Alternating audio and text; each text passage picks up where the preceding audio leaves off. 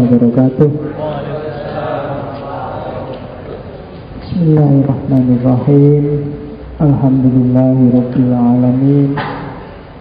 Assalatu wassalamu ala asyrafil anbiya'i wal mursalin sayyidina wa maulana Muhammadin wa ala alihi wa ashabihi wa man tabi'ahum bi ihsanin ila yaumiddin. Bismillah. Alhamdulillah, kita lanjutkan ngaji filsafat kita malam hari ini. Di sini tadi ada sholat gerhana enggak? Iya ya, saya di masjid ya. Sholat gerhana itu sunnah muakkad kalau katanya jumhur, Imam Syafi'i dan kawan-kawan. Kalau katanya Imam Abu Hanifah wajib. Kalau katanya Imam Malik seperti sholat Jumat. Jadi aman-aman yang belum sholat. Sholat gerhana itu bagi saya semacam alarm. Tidak ada hubungannya dengan apakah mau ada bencana atau ada. Tidak ada hubungannya dengan itu. Itu semacam momen, semacam alarm biar kita nggak terlalu asik dengan kehidupan kita sehari-hari sehingga melupakan Allah. Tiap hari kan kita dikasih alarm 5 kali, itu bagi saya alarm.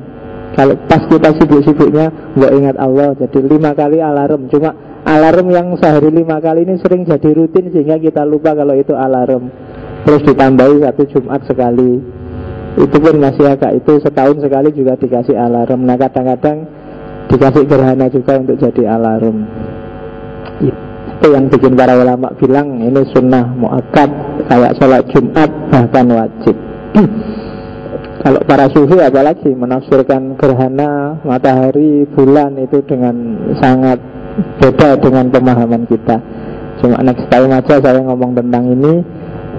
Mungkin setelah sesi filsafat modern kita akan kembali lagi ke Islam. Fase setelah peripatetik kita akan ketemu dengan iluminasi. Cuma mungkin masih 1-2 bulan lagi ya, karena setelah Darwin saya akan ngomong tentang Freud, setelah Freud saya ngomong Marx, terus mungkin 2 orang dari tradisi pragmatisme. Oke, bismillah. Hari ini tema kita adalah struggle for the fittest. Saya agak gimana gitu ya ngomong Darwin, aku bukan ahli biologi, cuma saya tidak ngambil itunya. Nggak ngambil teori biologinya, karena kalau biologi itu aku 0. Kalau biologi sih gampang. Biologi kan nggak perlu belajar. Kalau biologi beda lagi. Bismillah. Darwin adalah salah satu pilar yang banyak orang nggak setuju, banyak orang nggak suka, tapi diam-diam kita sering berpikir evolutif. Mungkin kamu nggak setuju dari kerahnya, tapi struggle for the fittest-nya mungkin setiap orang juga sebenarnya kayaknya struggle for the fittest. Yang nggak cocok ya tersingkir. Kuliah kok nggak cocok-cocok ya akhirnya DO. Itu struggle for the fittest. Skripsi kok nggak selesai-selesai ya berarti kamu nggak fit, nggak cocok. Jangan-jangan kamu garap skripsi itu, harus struggle. Ya, bismillah. Itu tak kasih gambar karikatur. Itu karikatur resmi ya, resmi zaman dulu tapi untuk melecehkan Darwin. Jangan salah, nggak cuma kamu yang nggak suka Darwin terus Darwinnya dimaki-maki. Darwin itu lama setelah meninggal dia baru diapresiasi orang. Lahir tahun 1809, meninggal tahun 1882. Berapa tahun ayo? Ngitungnya lama. Yang jawab duluan tak kasih bonus. 82 dikurang.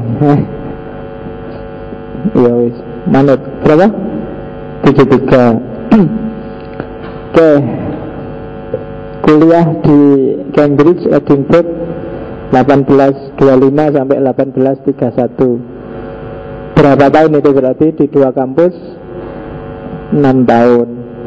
Kalian 6 tahun di 1 kampus. Itu pun menjelang 7 sekarang. Iya, semester 14. Ya kelihatan lah level itu. Menjelajah lewat The Beagle tahun 1831 sampai 1836. Jadi begitu dia sarjana, terus jalan-jalan dengan kapal, hampir mengelilingi dunia selama sekitar 5 tahun. Itu Darwin. Pensiun 1842.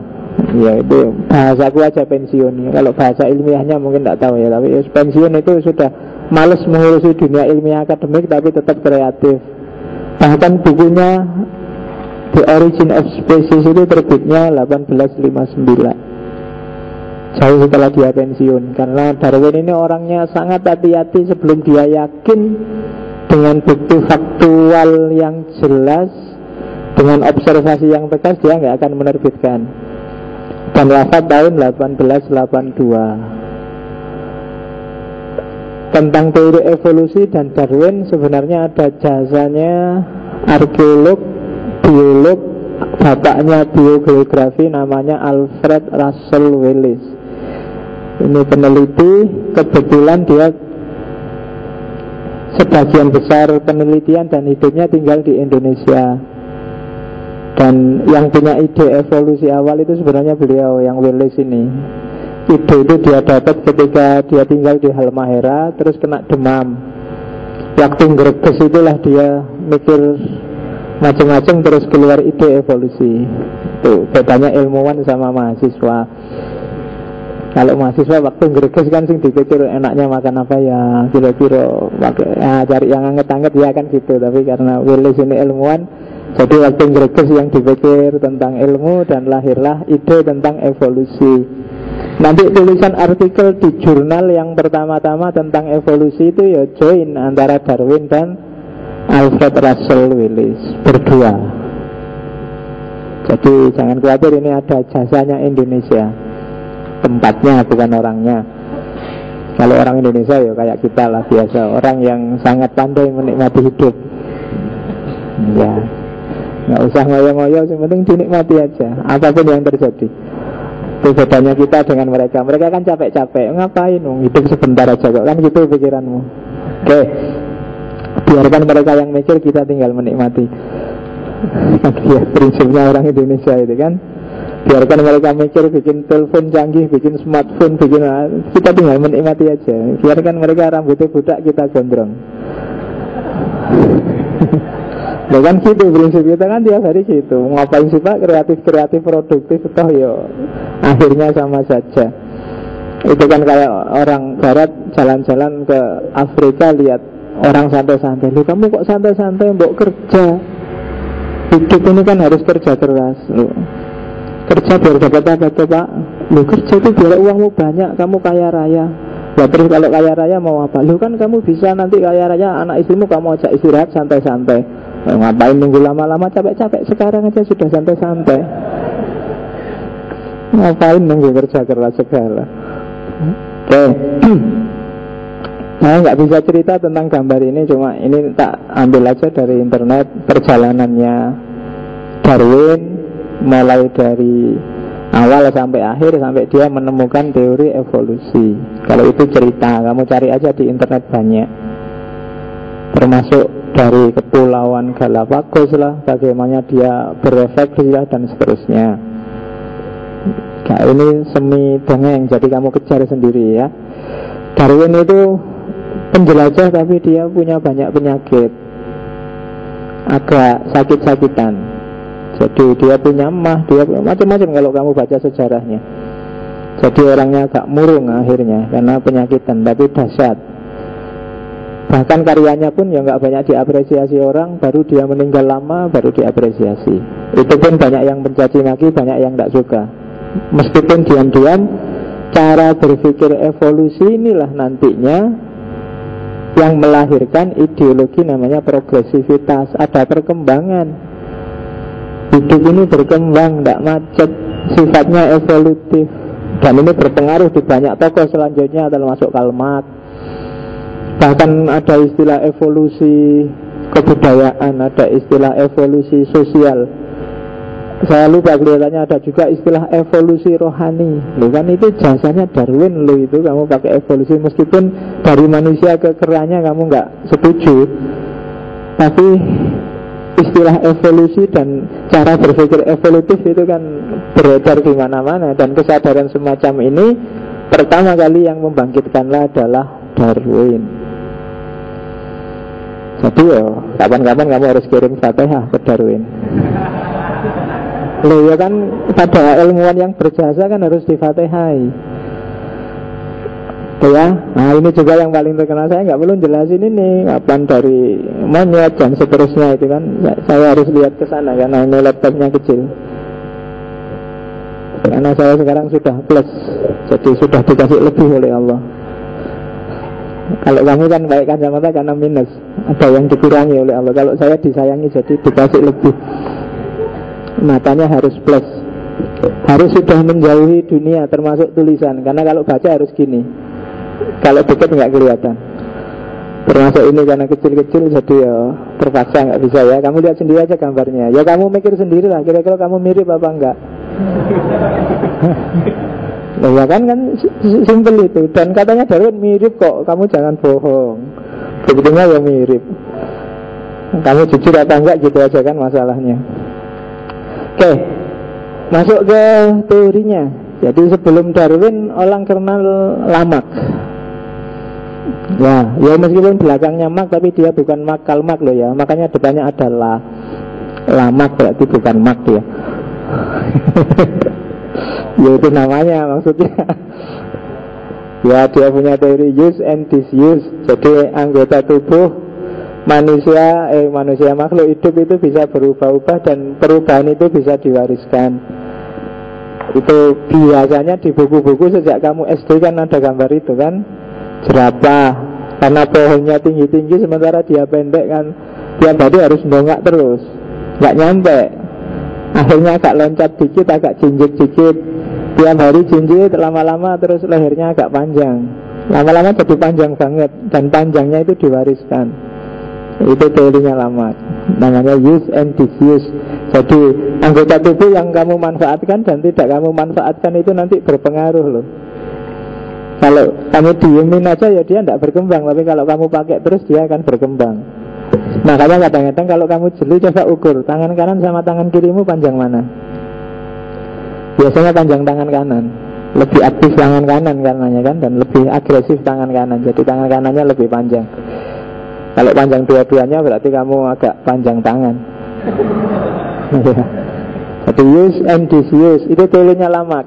Dan evolusi itu katanya Lamarck ya kejadiannya kayak gini, lama-lama berubah.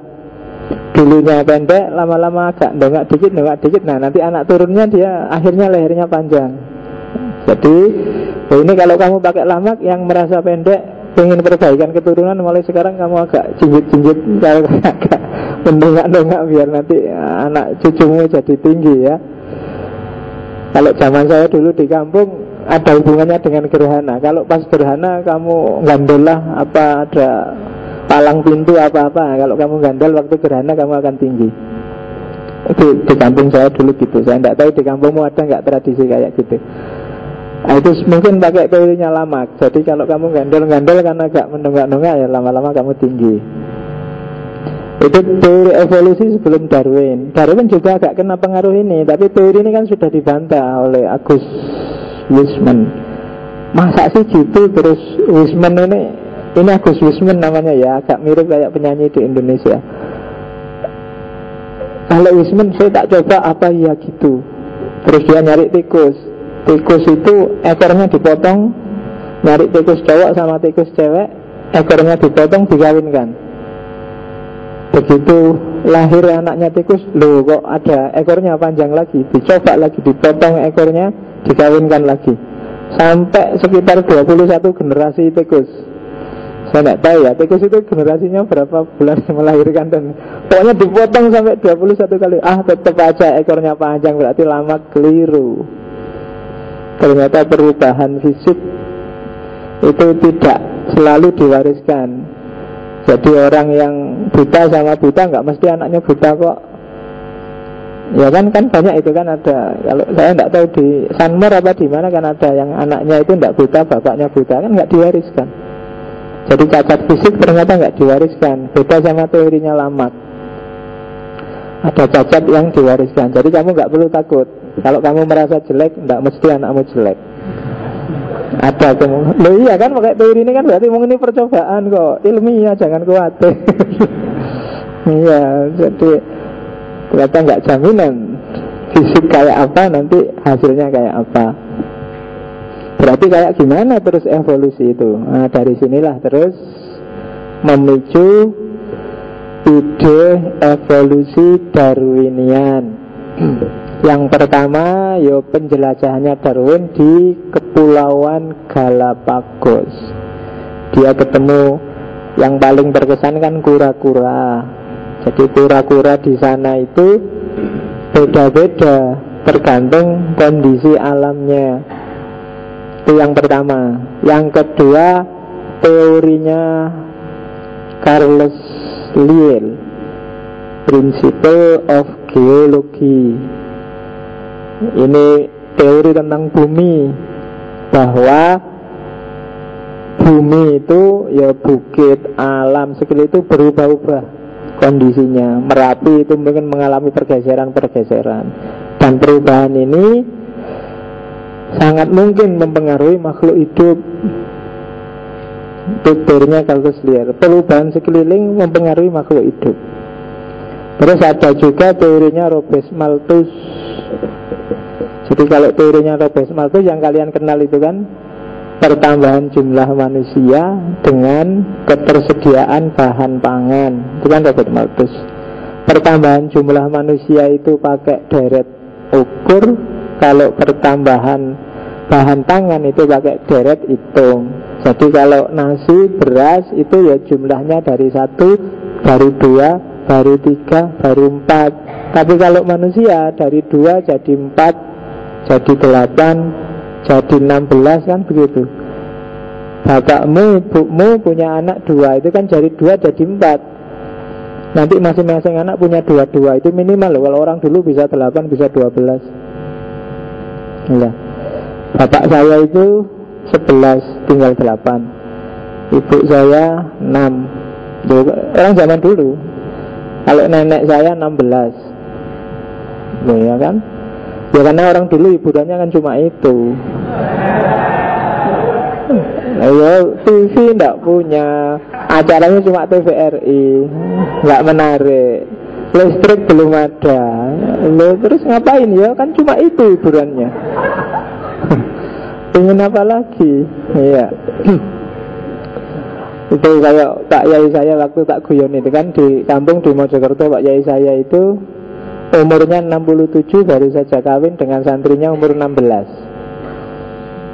Loh, kan seru banget tak guyoni Pak Yai masa apa masih bisa sampean gitu. Kan dia ketawa aja.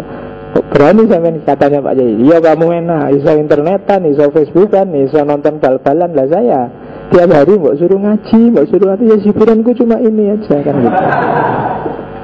Ya, jadi kamu jangan marah, yuk dikasihani lah. Mau Pak Yaimu kan nonton bal-balan, mbok anggap nggak pantas. Dia jalan-jalan di mall ya pakai, masa Kiai jalan-jalan di mall. Tapi kasihan dia nggak bisa ngapa-ngapain. Biarlah hiburan yang satu itu, jangan kamu protes. Dia bisanya cuma itu yang menyenangkan. Kalau kamu kan Facebookan, kalau Pak Yaimu Facebookan kan kamu ketawa mesti kan, Pak Yai kok Facebookan kan. Lah terus hiburannya apa? Kalau Pak Yai main game juga kamu kan, masa Pak Yai main apa FIFA 15 apa main PES, main nggak pantas ya, pantas ya ngono kuwi. Ben ya, jangan diprotes dong. Wong yang dikawini aja seneng-seneng kok kamu sirik. Oke, jadi perkembangan jumlah masyarakat ternyata nggak nyambung loh dengan perkembangan bahan pokok. Loh ini menentukan struggle for the fittest tadi. Ayo, kalau gitu siapa nanti yang bertahan? Bisa terus. Ini nggak cuma manusia, hewan mungkin juga gitu. Sekarang apalagi manusia itu kan serakahnya luar biasa. Semua sumber daya yang sebenarnya jatahnya hewan pun sekarang dimakan juga. Kemarin di TV ada teknologi mengolah kulit pisang untuk jadi makanan. Loh, itu jatahnya monyet ya. Tinggal kulitnya aja masih diambil oleh manusia. Loh, monyetnya makan apa besok? Sekarang orang juga yang nanam pisang juga sudah mulai jarang. Oh, itu kan berat kan. Ini gimana? Tapi ya tenang aja, nanti yang kuat yang akan bertahan.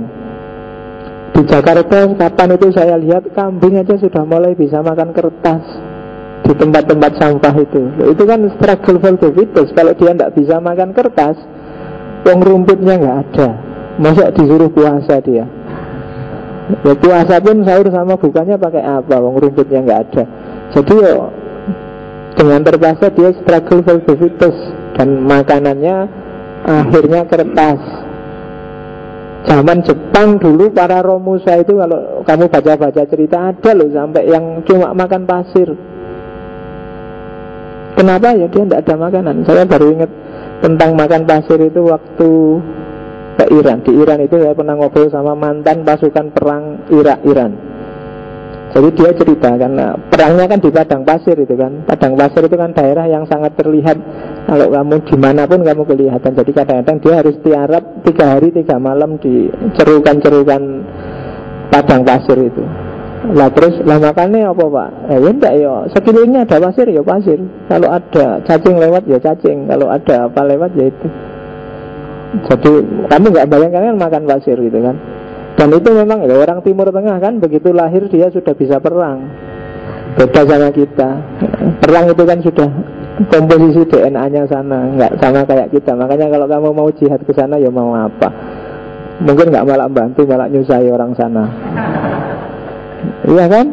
Lalu kamu keluar sebentar aja masuk angin. Ya kan? Jangan-jangan di sana yang lain sibuk perang, kamu sibuk kerokan.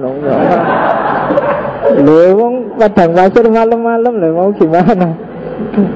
Jadi ya berat. Jadi kalau mau bantu ya ngirim duit apa bahan makanan apa obat-obatan. Kamu ikut perang ya diketawain sama orang sana. Oke, jadi dipengaruhi Robert Malthus, dipengaruhi Carly Lyell, dan penjelajahannya sendiri. Sebenarnya penjelajahannya hampir setengahnya dunia itu dari Amerika Selatan, dan seterusnya. Oke, ide dasarnya sebenarnya 2. Jadi teori evolusi itu yang detail-detail mungkin saya nggak terlalu dalam, tapi intinya cuma 2 itu. Yang pertama, spesies yang ada sekarang itu berasal dari spesies yang hidup di masa lampau sebelumnya. Jadi kalau hari ini ada manusia, itu berarti adanya sebelum kita pasti ada tipe kayak kita. Jadi kita ini tidak baru sama sekali. Dan kita hari ini bisa hidup, bisa survive, itu pasti melalui struggle for the fittest. Tidak cuma manusia, semua makhluk hidup juga begitu. Bahkan kamu bisa jadi bayi kemudian besar kayak gini kan perjuangan. Sejak kamu cuma jadi air 2 tetes, 3 tetes itu kan isinya ribuan sel yang bertarung untuk fittest. Satu-satunya yang jadi dan lahirlah kamu, itu kan hasil pertarungan luar biasa itu. Mungkin ribuan itu, mungkin rame-rame perang, tinju-tinjuan, tendang-tendangan. Akhirnya kamulah yang menang. Loh, kamu sudah juara loh sejak awal pembentukan dirimu itu. Jadi jangan khawatir, kamu begitu masuk, kamu naik podium sudah di dalam rahim ibumu, dan lahirlah sekarang dirimu. Loh, sejak awal kamu sudah struggle for the fittest. Begitu lahir kan kamu harus adaptasi. Ya kan? Kenapa kok tiba-tiba kamu kenal teteknya ibumu dan gak perlu belajar lagi? Itu kan insting untuk bertahan hidup. Kamu nangis, kalau malam-malam gak enak kamu nangis, sakit kamu nangis. Itu kan diantara bentuk perjuanganmu untuk beradaptasi, untuk struggle for the fittest. Jadi yang hari ini ada itu hasil perjuangan yang panjang dan lama. Itu aja teori dasarnya Darwin. Jadi makhluk yang ada sekarang itu asalnya dari sebelumnya, dan sampai sekarang masih ada itu karena dia struggle, karena dia perjuangan, nggak asal ada. Ya, ide dasarnya cuma 2 itu. Buktinya apa? Buktinya adalah ada, kenapa sih ada evolusi itu. Kenapa sih kok tidak statis saja, kok ada perubahan-perubahan? Kok bisa dari manusia jadi kera? Ekstrimnya kan gitu. Tapi ternyata dari pencermatannya Darwin, ya ada banyak bukti yang mendukung itu. Yang pertama adalah ada variasi dalam garis keturunan. Kamu anaknya ibumu kan, tapi kan kamu nggak sama persis, nggak fotokopi kayak bapakmu. Atau yang perempuan nggak fotokopi kayak ibunya. Kalau fotokopi bapak ibumu bingung mesti membedakan. Mungkin ada kembar identik tapi kan masih bisa aja dikenali. Kamu yang A, dia yang B, kan pasti gitu. Ada variasi. Orang satu rumah kamu jejer, kamu ini anaknya 3, ini bapaknya ibunya, ya paling orang mirip ibunya ya, mesti gitu kan. Kenapa? Ya cuma mirip aja, karena pasti ada bedanya. Pasti ada variasi-variasi. Mungkin bapakmu gampang janggotan, kamu enggak, karena itu kan variasi-variasi. Bapakmu bibirnya agak panjang, kamu agak sempit. Bapakmu agak pesek, kamu pesek banget, kan gitu. Jadi itu kan variasi-variasi. Jadi enggak, buktinya ada evolusi, buktinya ada perubahan. Dalam keluarga pun ya pasti ada variasi-variasi. Enggak cuma manusia, hewan pasti juga gitu. Kucing itu bagi kamu kan sama, kucing ya kucing Pak, ya enggak, ya ada variasinya dikit. Ada kucing yang agak cakep, ada kucing yang jelek. Yang ngerti ya kucing. Ya bagi kamu kan sama aja.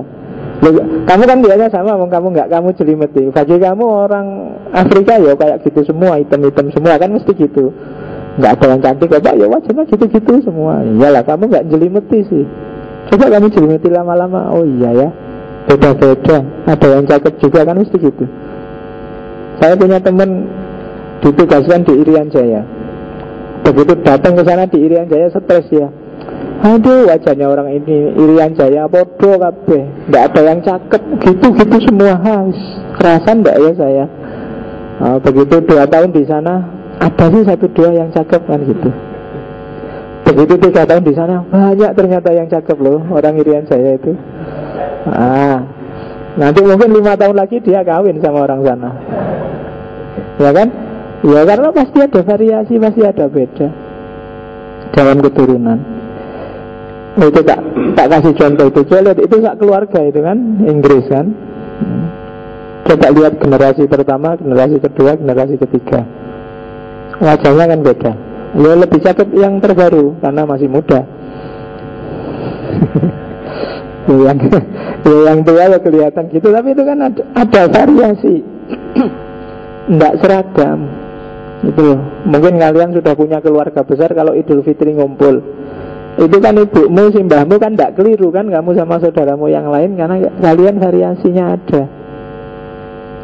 Jadi nggak sama, tenang aja. Itu membuktikan bahwa ada kok evolusi. Nanti anak kalian mungkin masih mirip kalian tapi dikit. Kalian tadi mirip orang tuamu dikit, anak kalian mirip kalian dikit. Jadi semakin agak jauh dari orang tua. Nanti cucunya juga gitu, cicitnya dan seterusnya.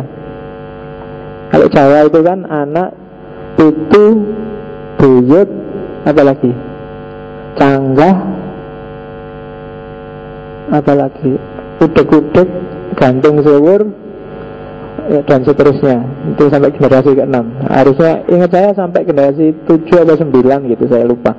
Yang saya bilang, kalau bahasa Indonesia nggak ada. Bahasa Indonesia itu anak, cucu, anaknya cucu, cucunya anak, cucu, mesti gitu. Nggak ada istilah. Jawa lebih kaya. Itu variasi-variasi genetiknya ada, pasti beda-beda. Bukti yang kedua, pengaruh geografis. Itu bikin evolusi juga. Sama-sama orang Jawa, tapi Jawa Banyumasan, apa Jawa Madura, apa Jawa Banyuwangi, apa Jawa Surabaya, kan dia punya variasi genetik sendiri. Ada yang ngapak-ngapak, ada yang rak-rek kayak Surabaya, ada yang osing kayak Banyuwangi, ada yang tak oneng kayak Madura. Ya, Madura itu kan apa istilahnya kalau Madura? Ada yang Madura di sini. Ada ya. Pelak itu apa kalau Madura? Pelak. Oke, ya tak oneng lah.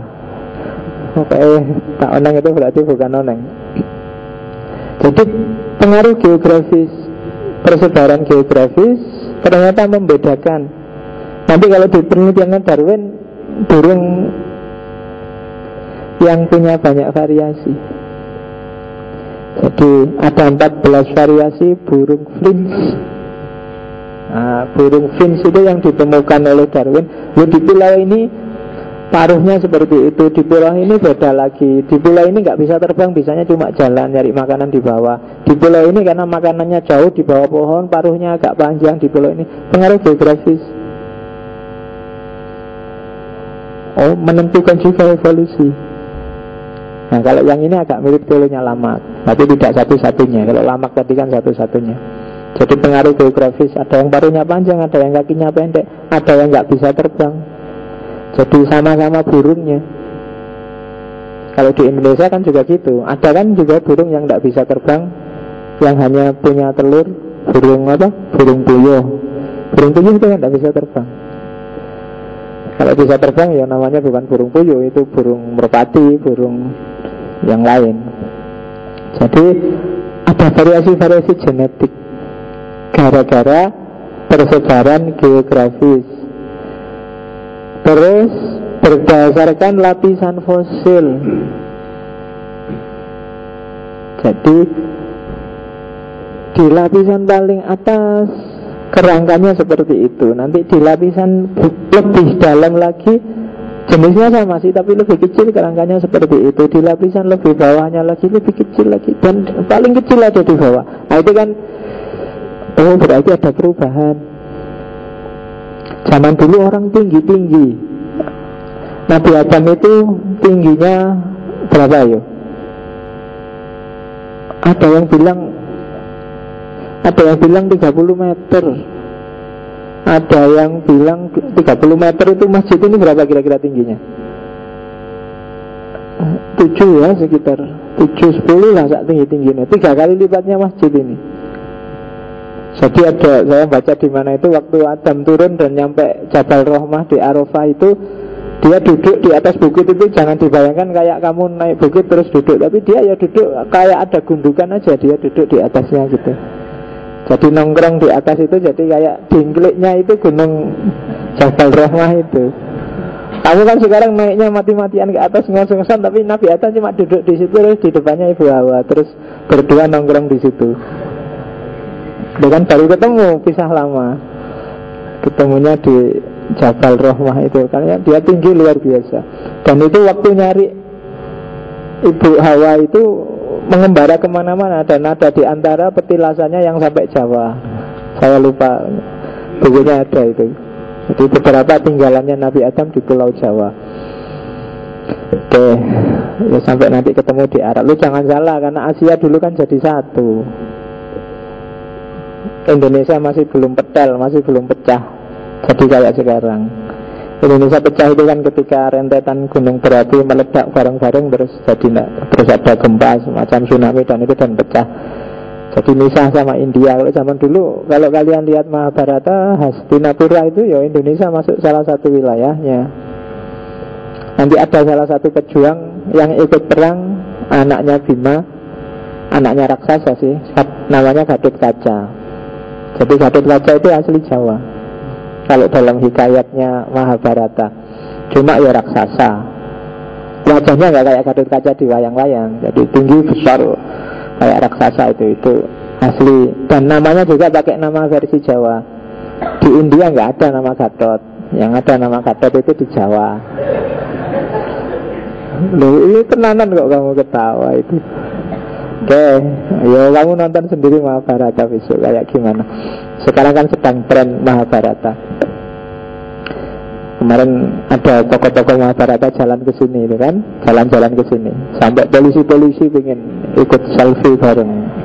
Kan di internet banyak itu PT-nya polisi Indonesia bareng pemain-pemain Mahabharata. Dan kelihatan memang betapa kerempengnya polisi Indonesia. Polisi ini kerempeng-kerempeng, jajar pemain sinetron juga kalah gagah. Oke, itu bukti ketiga. Jadi kalau ditelusuri sampai ke dalam-dalam, ke fosil-fosil, oh ternyata memang beda ya. Di lapisan paling dalam, terus atasnya, lebih atas lagi, dan paling dasar ada perubahan-perubahan. Itu yang salah satu contohnya tentang kuda itu. Kuda itu dulunya kecil, kalau lihat gambarnya paling sebesar kucing. Lebih atas lagi, lebih besar lagi, paling ya sak anjing. Lebih atas lagi paling sak harimau. Dan pada akhirnya dia berevolusi sampai besar. Nah, itu buktinya bahwa adalah evolusi itu. Kita nggak statis kok. Saya bilang tadi kan, orang dulu tinggi-tinggi. Kalau kalian ada yang pernah ke Demak, kan itu banyak kuburan yang panjang-panjang itu kan. Yang makam itu setengahnya karpet ini panjangnya. Berarti orang dulu memang tinggi. Ayo, zaman sekarang aja kita agak mengseret. Mungkin kita berevolusi karena hidupnya semakin enak, jarang olahraga, jadi nggak bisa tinggi sudah. Jadi makam yang paling bawah itu lebih tinggi-tinggi, di atasnya agak tinggi. Sampai hari ini kecil sudah. Orang Indonesia jadi kecil-kecil. Kita perlu melakukan evolusi ulang biar perbaikan keturunan. Yang keempat, adanya homologi. Jadi homologi itu ya homolog, jadi anggota tubuh yang fungsinya sama, awalnya mungkin sama, tapi terus ada perubahan-perubahan. Contoh homologi itu kayak gini loh.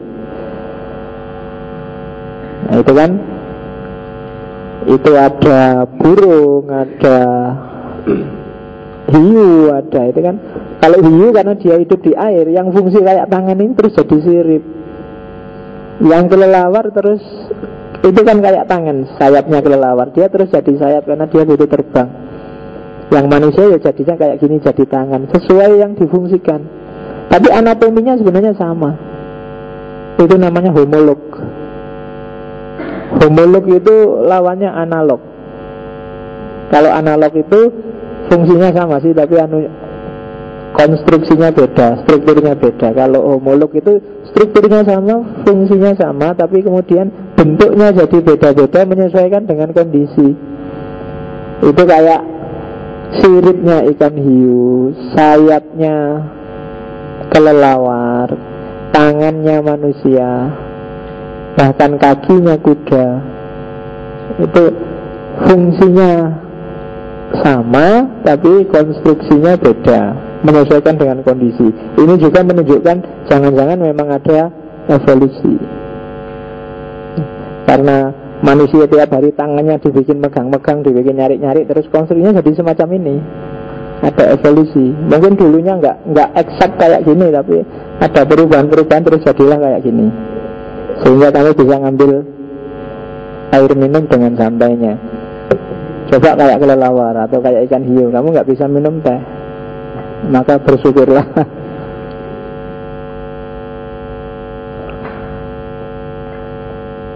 Oke, alhamdulillah jadi manusia ya. Kita berevolusi sampai puncak. Oke, terus ya studi perbandingan embrio. Ini buktinya yang kelima bahwa ada evolusi kok. Embrio, saya nggak perlu baca itunya, tulisannya kecil-kecil, tak lihat langsung gambarnya aja. Itu perkembangan embrio ikan, ayam, babi, manusia. Kalau ikan gambarnya yang paling atas itu. Kalau ayam kelihatan kan? Coba lihat di awal itu kan mirip-mirip. Kalau ikan yang kedua agak nggak mirip sudah, tapi ayam itu masih mirip kita di level kedua. Level ketiga sudah beda sudah. Kalau babi apalagi mirip. secara embrio ternyata kita agak mirip. Nah, yang paling bawah manusia. Lalu itu perkembangan embrio. Oh iya ya, jangan-jangan evolusi kita itu ya kita mirip-mirip aja waktu di dalam perut. Makanya kamu jangan GR, jangan merasa sok cakep. Ternyata ya waktu embrio kita kayak gitu aja. Ikan, ayam, babi, manusia. Dari mulai yang paling tidak mirip sampai yang paling mirip. Itu belum, di sini nggak dilihatkan yang kera. Mungkin kalau kera ya sama aja dengan yang manusia perkembangannya. Jadi daripada kamu keliru nganggapnya kera manusia, di sini ditulis manusia aja lah. Kalau babi kan agak ada moncongnya dikit. Cuma yang kayak saya yang agak pesek mungkin mirip persis kayak itu. Oke, jadi itu jadi embrio, homologi, geografi, dan yang dua yang awal itu menunjukkan memang ada kok evolusi itu. Jadi Tuhan tidak menciptakan 100% langsung jadi persis kayak gini. Ada perkembangan-perkembangan, ada perubahan-perubahan. Buktinya Nabi Adam, misalnya kamu percaya Nabi Adam, toh ada evolusi juga. Kita kan merasa bahwa saya tidak kayak Nabi Adam, Nabi Adam tingginya segitu, saya tingginya segini. Nah, ada evolusi kan, dari tinggi jadi pendek. Meskipun mungkin kamu nggak setuju keranya, karena kamu khawatir kesaingan. Oke, terus ya studi perbandingan biokimia. Kalau itu beberapa aspek kimiawi, misalnya Hb, ternyata di situ ada contohnya. Hb-nya manusia ternyata dekat dengan Hb-nya gorila misalnya. Konstruksi aspek kimiawinya. Berarti kita mirip. Hb-nya juga mirip, hemoglobinnya, ketekatan darahnya. Berarti gorila itu juga bisa kena demam berdarah ya kalau Hb-nya turun. Cuma kamu nggak pernah mikir ini gorila kalau demam berdarah minumnya obat apa. Oke, jadi itu struktur biokimianya. Ada 6 bukti evolusi yang disebut tadi, termasuk yang dipakai oleh Darwin. Ini bukti rasional. Kalau kamu nggak percaya evolusi, biasanya kan kamu tabrakkan sama agama. Ya enggak lah, Allah itu sudah menciptakan sejak awal. Ada manusia, ada kera. Nggak ada kok kera jadi manusia, manusia jadi kera itu kan. Kamu bilangnya gitu kan. Buktinya apa? Allah yang bilang, itu kepercayaan. Cuma karena Darwin ini ilmiah, dia mengajukan bukti-bukti ilmiah. Kan bedanya di situ. Darwin punya bukti ilmiah, cuma banyak diragukan orang. Kita tidak punya bukti ilmiah, tapi kita yakin pendapat kita. Nah, itu bedanya agama sama filsafat. Nah, mekanismenya gimana sih? Ya, seleksi alam tadi. Jadi seleksi, ada mutasi-mutasi gen, ada perubahan-perubahan konstruksi fisik yang prinsipnya adalah struggle for the fittest tadi. Ada perubahan cuaca misalnya, dari cuaca yang normal, ada musim hujan, musim panas, tiba-tiba nanti cuaca berubah, mungkin kita juga akan melakukan adaptasi fisik loh. Ya kan? Mungkin dulu kamu nggak pernah hidup, karena hidupnya di desa, hawanya terbiasa sumuk, terbiasa hangat. Begitu masuk kota, diterima di kantoran, ada AC-nya. Nah, mungkin seminggu, 2 minggu pertama kamu ngerebes. Lama-lama kan adaptasi. Konstruksi tubuhmu sudah mulai latih itu kan. Sehingga kemana-mana sekarang kalau nggak ada AC, kamu nggak ada AC-nya, nggak kuat saya pak. Padahal dulu keluar aja kamu nyopot baju. Kenapa? Adaptasi. Tubuhmu sendiri yang mengadaptasi. Dulu waktu kecil, kamu waktu hujan karena marah, lumayan hujan, kamu keluar nyopot baju sepak bola, di luar pokoknya main-main, hujan-hujan. Pulang ya ndak apa-apa, ya ndak pilek, ya ndak sakit, ya ndak panas. Sekarang kan sudah beda. Kamu kondisikan tubuhmu untuk manja. Jadi kalau hujan begitu kena tes itu kan kamu terus lari-lari. Ada yang nyari jas hujan, ada yang nyari payung karena takut pilek. Lah kok dulu enggak, kok sekarang gampang pilek? Ya kamu sendiri yang mengkondisikan. Ada mutasi-mutasi genetik dalam dirimu sehingga kamu jadi manja. Ada, karena ada seleksi, ada struggle yang kamu sendiri bikin kamu ringkih sih. Keluar sebentar masuk angin, makan terlalu panas, lidahnya panas terus nggak enak badan, terlalu dingin pilek, pokoknya serba susah. Makan gula kencing manis, kebanyakan garam liver, abot. Seleksi alam. Nah kalau kamu kalah lama-lama ya ndak fites. Kalau tidak fitness ya tidak cuma urusan biologi, urusan sosial, urusan budaya juga gitu kan. Hidup ini selalu struggle for the fittest. Yang tidak cocok nanti yang akan tersingkir. Jadi kalau ada aliran apa-apa yang baru yang sekarang bikin kamu gelisah, apa ya sekarang ISIS, apalagi yang keras-keras atau yang liberal-liberal, itu dia akan survive kalau dia bisa lentur menyesuaikan diri dengan lingkungan, dengan masyarakatnya. Kalau enggak, dia akan tersingkir. Karena dengan prinsip struggle for the fittest ini, semakin banyak orang enggak suka kan semakin lama perlahan akan mati. Tapi semakin orang merasa sesuai, kemudian banyak orang ikut, ya dia akan hidup terus. Itu struggle. Seleksi alam. Jadi prinsip evolusi yang paling dasar itu seleksi alam. Dalam hal apapun, yang terjadi adalah persaingan-persaingan, pertarungan-pertarungan. Sekarang yang daftar CPNS sudah berapa juta orang. Nah, itu kan struggle for the fittest. Siapa yang paling cocok, yang paling punya bakat untuk jadi PNS, dialah yang lolos. Yang enggak ya daftar lagi tahun depan. Kan gitu aja. Tapi kalau kamu ingin lolos, ya bikin dirimu fit, bikin dirimu sesuai untuk jadi PNS. Ya entah gimana caranya, kamu ngerti sendirilah miliunya seorang PNS. Tapi kalau enggak ya enggak bisa. Itu struggle for the fittest. Ada formasi yang dibutuhkan satu orang, yang daftar 300.000 orang. Loh itu kan yang enggak fit, yang dibuang itu kan 299.000 orang. Kan itu banyak loh.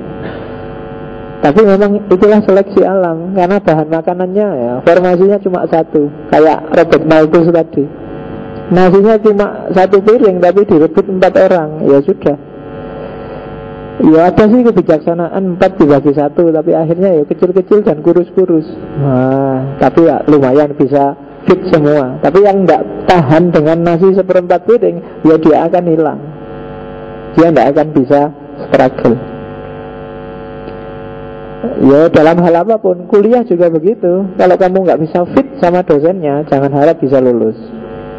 Kamu harus berjuang untuk menyesuaikan dirimu dengan dosennya, karena nasibmu ditentukan oleh mereka. The struggle for the fittest.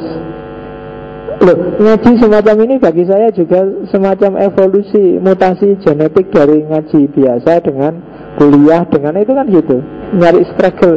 Ingin sih belajar filsafat, tapi kok kalau kuliah filsafat enggak lah, ijazah filsafat buat apa?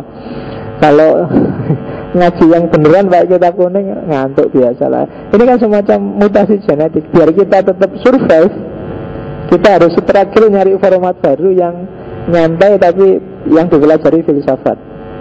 Itu sebenarnya ini perjuangan. Yang enggak fit dengan kayak gini kan mesti enggak datang lagi besok. Ngaji apa kuwi? Ngomong apa kuwi kan mesti gitu. Tidak jelas. Nah, ini seleksi alam juga kan. Alam yang seleksi. Kalau di kampus seleksinya pakai ujian, pakai itu. Kalau di sini seleksinya natural. Suka karepmu, tidak suka karepmu. Bikin dirimu sendiri fit. Terserah yang bikin kamu nyaman itu ruangannya, filsafatnya atau tehnya, tidak apa-apa. Yang penting kamu tetap merasa fit. Itu seleksi alam. Struggle for the fittest itu gambarnya seperti itu. Awalnya satu, ngaji ya ngaji, ada kiainya, ada kitab kuningnya, ada santrinya. Santrinya ya harusnya pakai sarung, pakai kopiah gitu, masuk santri gundulan. Kiai itu ya pakai serban, jenggotnya yang agak panjang dikit, itu kan sunnah Rasul kan gitu. Masa kiai kok gundulan? Kadang-kadang pakai jaket, tidak fit itu. Cuma dari yang ngaji yang awal yang cuma satu mono itu tadi, terus muncul variasi-variasi. Jangan salah, sekarang macam-macam loh gaya ngaji. Ada yang ngaji di hotel-hotel bayar mahal, ada yang ngaji di TV-TV yang diatur, yang ada jargonnya, ya kan? Curhat dong mah, itu kan variasi itu juga dari ngaji yang biasa. Ada yang jamaah, itu kan variasi juga dari yang biasa. Loh, itu kan variasi. Untuk apa sih dibikin variasi? Biar survive. Itu kan semacam perubahan dari format ngaji yang lama. Itu evolusi juga. Ada variasi. Cuma ada variasi yang bertahan, ada yang tidak bertahan. Ada persaingan-persaingan. Nah yang tidak bertahan itu nanti yang hilang. Sementara yang fitness, dia yang bertahan. Dan dari situ lahir varian-varian baru. Itu modelnya. Jadi hidup polanya akan semacam itu terus. Baik dunia keilmuan, dunia pemikiran, dunia sosial. Selalu sifatnya perjuangan untuk mencari yang paling pas, paling sesuai. Tidak ada urusan mana yang kamu anggap benar, mana yang kamu anggap salah, mana yang kamu anggap baik. Asal lingkungannya fit, cocok di situ, dia akan tetap hidup. Kamu sebenar apapun, tapi kalau lingkungannya keliru, ya malahnya kayak Ronggo Warsito itu loh, menangi zaman edan. Kalau kamu nggak bisa ikut edan, kamu tidak akan fit. Justru kamu yang dianggap edan. Kamu harus berjuang mati-matian untuk melahirkan variasi baru. Karena kalau kamu tetap di situ, kamu yang akan diterlang oleh keedanan. Lama-lama kamu juga akan ikut edan. Di tengah orang-orang yang edan, satu-satunya yang waras akan dianggap edan. Kan gitu logikanya. Di tengah orang yang setuju filsafat, kalau ada satu aja yang tidak setuju filsafat, dialah yang sesat. Tapi di tengah orang yang tidak setuju filsafat, kalau ada satu aja yang berfilsafat, dialah yang sesat. Nah, itu logika masyarakat gitu. Maka variasi dan perbedaan itu perjuangan untuk hidup. Struggle for the fittest. Nah, apa sih akibatnya evolusi? Ya, yang pertama adaptasi. Adaptasi itu ya perubahan-perubahan. Struktur umumnya sih tetap, tapi ada perubahan-perubahan kecil. Ya kayak tadi loh, tanganmu jadi lebih panjang sebelah. Kenapa? Ya karena dia sangat aktif. Itu kan perubahan-perubahan kecil. Namanya adaptasi. Adaptasi itu bisa struktur, bisa bagian tertentu, bisa variabel tertentu, bahkan bisa prinsip-prinsipnya saja. Yaitu ada gambarnya ikan yang saya lupa namanya. Biasanya kalau bahasa Indonesia ikan pemarah, tapi gambarnya kayak gitu, kayak ikan piranha itu. Itu kalau kamu digigit itu kayak digergaji rasanya. Itu kan kenapa dia gitu ya, struggle for the fittest. Semut aja yang kecil, karena dia sering diinjek orang, maka dia menyiapkan senjata gigitan itu kan. Jadi semut pun kalau diinjek lama-lama menggigit, kalau belum mati duluan. Nah iya kan kayak gitu kan, prinsipnya selalu gitu kan. Jadi, kalau sudah mati duluan ya gimana bisa gigit. Tapi dia punya senjata. Binatang yang paling lemah sekalipun dia punya senjata. Kadang-kadang dia bisa kamuflase, mengadaptasi dirinya sehingga berubah warna sesuai tempatnya. Kalau kapeknya merah ya lama-lama jadi merah semua. Itu kan diantara bentuk perubahan yang sifatnya adaptif, menyesuaikan dengan kondisi. Itu penting karena orang yang tidak bisa adaptasi, makhluk yang tidak bisa adaptasi, lama-lama dia akan punah. Yang kedua, koevolusi. Koevolusi itu sama-sama berubah tapi bareng musuhnya. Misalnya apa wis? Ular sama katak misalnya. Katak punya sistem pertahanan, ular punya racun. Semakin canggih racunnya ular, katak juga semakin canggih sistem pertahanannya. Itu kan perubahan-perubahan ngikuti musuhnya. Loh kok kamu sekarang pegang senjata pisau, saya tak ambil golok. Nah, musuhnya, loh kok sekarang kamu pistol, aku tak bawa senapan. Loh kok kamu bawa senapan, aku tak bawa dinamit. Itu kan berubah sesuai rivalnya. Itu namanya koevolusi. Rivalnya gimana? Aku ya harus gitu. Kalau dalam hewan ya biasanya lawan-lawannya. Nyamuk sama apa? Binatang apa yang membahayakan nyamuk? Ayo cicak, ya kan, manusia. Itu kan membahayakan nyamuk itu kan. Lalu nyamuk punya sistem pertahanan sendiri untuk mengganggu manusia. Kadang-kadang nyamuknya di sana, suaranya ngingnya di sini. Itu kan sistem pertahanan. Manusianya gini-gini, nggak ada, balik-balik suaranya masih ada. Wong dia ada di sana. Dia sudah pintar merubah arah suaranya dia. Kayak antibiotik gitu kan. Di virus-virus tertentu, bakteri tertentu dikasih antibiotik, kalau makainya nggak pas malah dia mutasi, beradaptasi. Wah, obat kayak gini tuh. Nah, kalau obatnya kayak gini, aku gini aja deh. Jadi lama-lama kebal. Itu namanya adaptasi. Jadi jurusnya sudah diketahui. Kalau kamu kayak gitu, aku kayak gini. Kalau kamu merengek, aku cuek.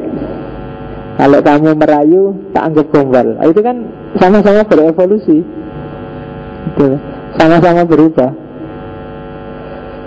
Oke, itu namanya koevolusi. Perubahan bersama-sama tapi menyesuaikan dengan kondisi yang mengancam dirinya. Kalau manusia kan pinter dia bikin, musuhnya manusia kan banyak, itu makanya dia pinter bikin alat-alat. Untuk melawan nyamuk aja kan ada berapa jenis teknologi itu. Ada raket anti nyamuk, ada obat nyamuk bakar, obat nyamuk cair, ada, itu kan musuhnya banyak. Nyamuknya sendiri mikirnya berkali-kali. Dulu kan cuma ada obat nyamuk bakar, jadi nyamuknya gampang kan, nunggu aja nempel sebentar, nanti asapnya habis dia datang lagi. Sekarang ganti modelnya semprot 30 jam, ya dia tidur aja kalau malam, kalau siang baru muncul lagi, sudah hilang semprotannya. Lalu, nyamuk juga bisa beradaptasi. Mungkin kalian pernah sumpek melawan tikus. Tikus itu diracun sekali kena, tapi besok nggak akan kena lagi dia. Oh, dia melakukan evolusi sendiri. Dia melakukan adaptasi sendiri. Dia koevolusi melawan manusia. Terus kamu bikin lem. Lem dia juga ngerti sudah kalau ada lem itu. Kenapa ya? Ini struggle for the fittest. Dia juga ingin selamat. Dia juga ingin survive. Kamu kasih kucing, kadang-kadang malah kucingnya yang takut, yang lari. Karena tikusnya kan gede itu. Ya. Kadang-kadang tikus juga pintar gertak. Dia sudah lari, gayanya mau lari ke sana, begitu kucingnya datang dia balik, lari ke sana. Oh, itu kan kucing aja ketipu. Itu struggle for the fittest juga. Yang ketiga, kooperasi. Kalau kooperasi itu sama-sama berubah bareng teman. Ya, misalnya pohon sama benalu, misalnya madu yang di bunga sama kupu-kupu, itu kan kadang-kadang ada adaptasi tapi bareng-bareng, sama-sama membutuhkan. Nah, itu namanya kooperasi. Oke, kalau di Indonesia kooperasi itu bayangannya mesti tempatnya utang, tempatnya. Nah, kooperasi itu kerja bareng untuk yang saling menguntungkan. Terus kadang-kadang juga bisa melahirkan spesies baru, spesiasi. Kamu baca sendiri ya, karena saya tidak ahlinya, tapi jenis-jenis spesiasi itu ada 4. Jadi melahirkan jenis yang sama sekali baru, yang beda dengan sebelumnya. Orang Jawa zaman dulu itu wajahnya natural sekali, oriental, kulitnya coklat. Tapi sekarang kenapa ya kok orang Jawa itu wajahnya banyak yang agak bulu-bulu gimana gitu? Kenapa bisa begitu? Mungkin karena ada spesies baru, ada adaptasi, ada kooperasi, ada koevolusi, terus lebih suka yang kulit putih, sehingga anaknya kemudian kulit putih. Ada adaptasi, ada perubahan. Nah, itu spesiasi namanya, lahir spesies baru. Selama ini kita kenal ada kulit berapa di dunia ini? Kulit putih, kulit hitam, kulit coklat, kulit kuning. Oh, kan? Ada 4. Mungkin ada kapan-kapan ada spesies baru. Mungkin apa ya? Ya, albino. Hitam, kulit putih kawin sama kulit hitam, lahirnya kayak zebra cross. Putih hitam. Nah, kalau kuning sama coklat jadinya apa? Mungkin besok ada lahir warna kopi susu. Bukan kuning sama coklat. Mungkin kapan-kapan kalau hitam sama kuning ya jadinya tetap hitam. Jadi hati-hati kalau milih jodoh ya, kamu coklat. Kalau milih hitam, apapun kecampur hitam jadinya mesti hitam. Nah, kamu milih yang agak terang-terang dikit lah. Itu biar lahir spesies baru. Kalau enggak ya yang lahir spesies lama. Wajahnya ya kayak gini-gini aja masih Jawa abad ke-6. Kamu gantilah yang abad 21 ya. Jangan punya wajah abad ke-6. Ada juga evolusi yang jenisnya punah. Kenapa? Karena dia tidak bisa fit, tidak bisa struggle. Punah itu nggak cuma dinosaurus. Banyak sekarang makhluk-makhluk yang punah. Makanya kapan itu saya lihat di majalah ada tulisan orang baik sekarang hampir punah. Hati-hati ya kamu. Iya, katanya orang baik di Indonesia itu sekarang hampir punah. Mari kita lestarikan kalau ada teman yang baik. Karena ramalannya hampir punah. Karena orang baik ternyata tidak fit untuk dunia abad 21. Dia struggle kayak apapun tidak nyambung ternyata. Jangan nggak butuh dia, butuhnya orang yang tidak terlalu baik. Kamu terancam punah kalau kamu merasa jadi orang baik. Jadi hati-hati ya. Ini di sini kan kelihatannya baik semua gayanya. Semoga kamu tidak punah. Karena di antara evolusi yang paling mengenaskan itu kepunahan. Tidak ada orang yang mau punah. Kamu pun meskipun sudah pasti setiap orang pada akhirnya mati, tidak ada orang yang saya siap kok Pak mati, nggak ada. Kalau ada yang bilang gitu biasanya yang gaya aja po, retorika itu. Aslinya ya wedi lah mati. Punah itu menakutkan. Setiap orang memimpikan keabadian. Ini agak fitrah karena dalam dirimu ada wa nafakha fihi min ruhi, katanya Allah. Kutiupkan bagian dari diriku padamu. Dan esensi hakikatnya Allah itu kan keabadian. Maka hampir semua orang membayangkan keabadian. Gak ada orang yang Pak mungkin besok saya mati loh ya. Kan mungkin itu. Tapi kamu cita-citanya kan tetap wah saya 10 tahun lagi pengen gini Pak. Mau mesti gitu. Jangkauanmu mesti ke depan, mesti jauh. Kenapa? Ya itu tidak apa-apa ya. Memang manusia secara fitrah punya ambisi untuk abadi. Makanya di cerita-cerita dongeng itu kan selalu merebut minuman keabadian selalu. Karena memang diam-diam ada hasrat untuk hidup terus. Kamu ngerti lah manusia itu paling 70-80. Tapi kalau kamu umur 80 ditawari masih mau nggak kalau ada bonus sampai 90? Ya mau lah Pak, tidak apa-apa. Ya kalau bisa 100 lah. Sedikit. Karena orang selalu memimpikan keabadian. Itu tasawuf itu. Next time kita ketemu itu. Oke. Maka dari situ bagi saya pada akhirnya sebelum kita lihat dampak dan sisa-sisanya evolusi Darwin adalah materialisme alam semesta. Jadi kalau kamu setuju evolusi Darwinian, evolusi yang Darwin loh ya, yang dari manusia sumbernya kera, yang setiap makhluk dari yang bersel sederhana sampai yang bersel kompleks kayak manusia, itu semua kan yang dilihat materinya. Batinnya gimana? Itu kan nggak dilihat. Luar.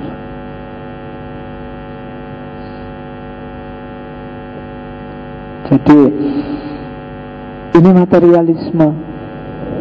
Makanya tokoh-tokoh selanjutnya yang punya kecenderungan materialis suka mewarisi teorinya Darwin, termasuk Karl Marx.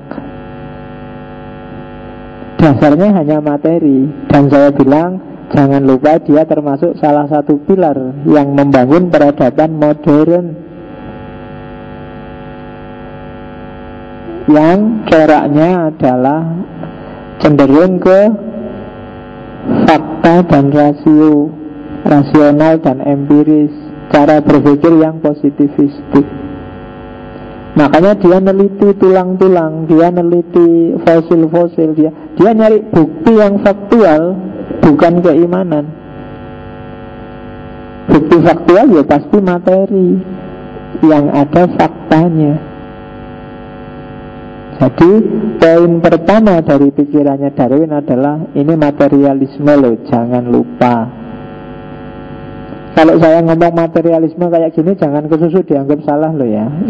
Bener loh, kamu lihat materi itu, cuma materi hanya salah satu bagian dari realitas. Ada kok dimensi lain yang tidak materi. Cuma para filosof modern termasuk Darwin lebih prefer, lebih suka lihat yang materi karena jelas, tegas. Dunia yang lain di luar materi kan dunia yang metafisik. Kalau metafisik kan buktinya nggak tegas, nggak jelas, nggak eksak, beda sama materi.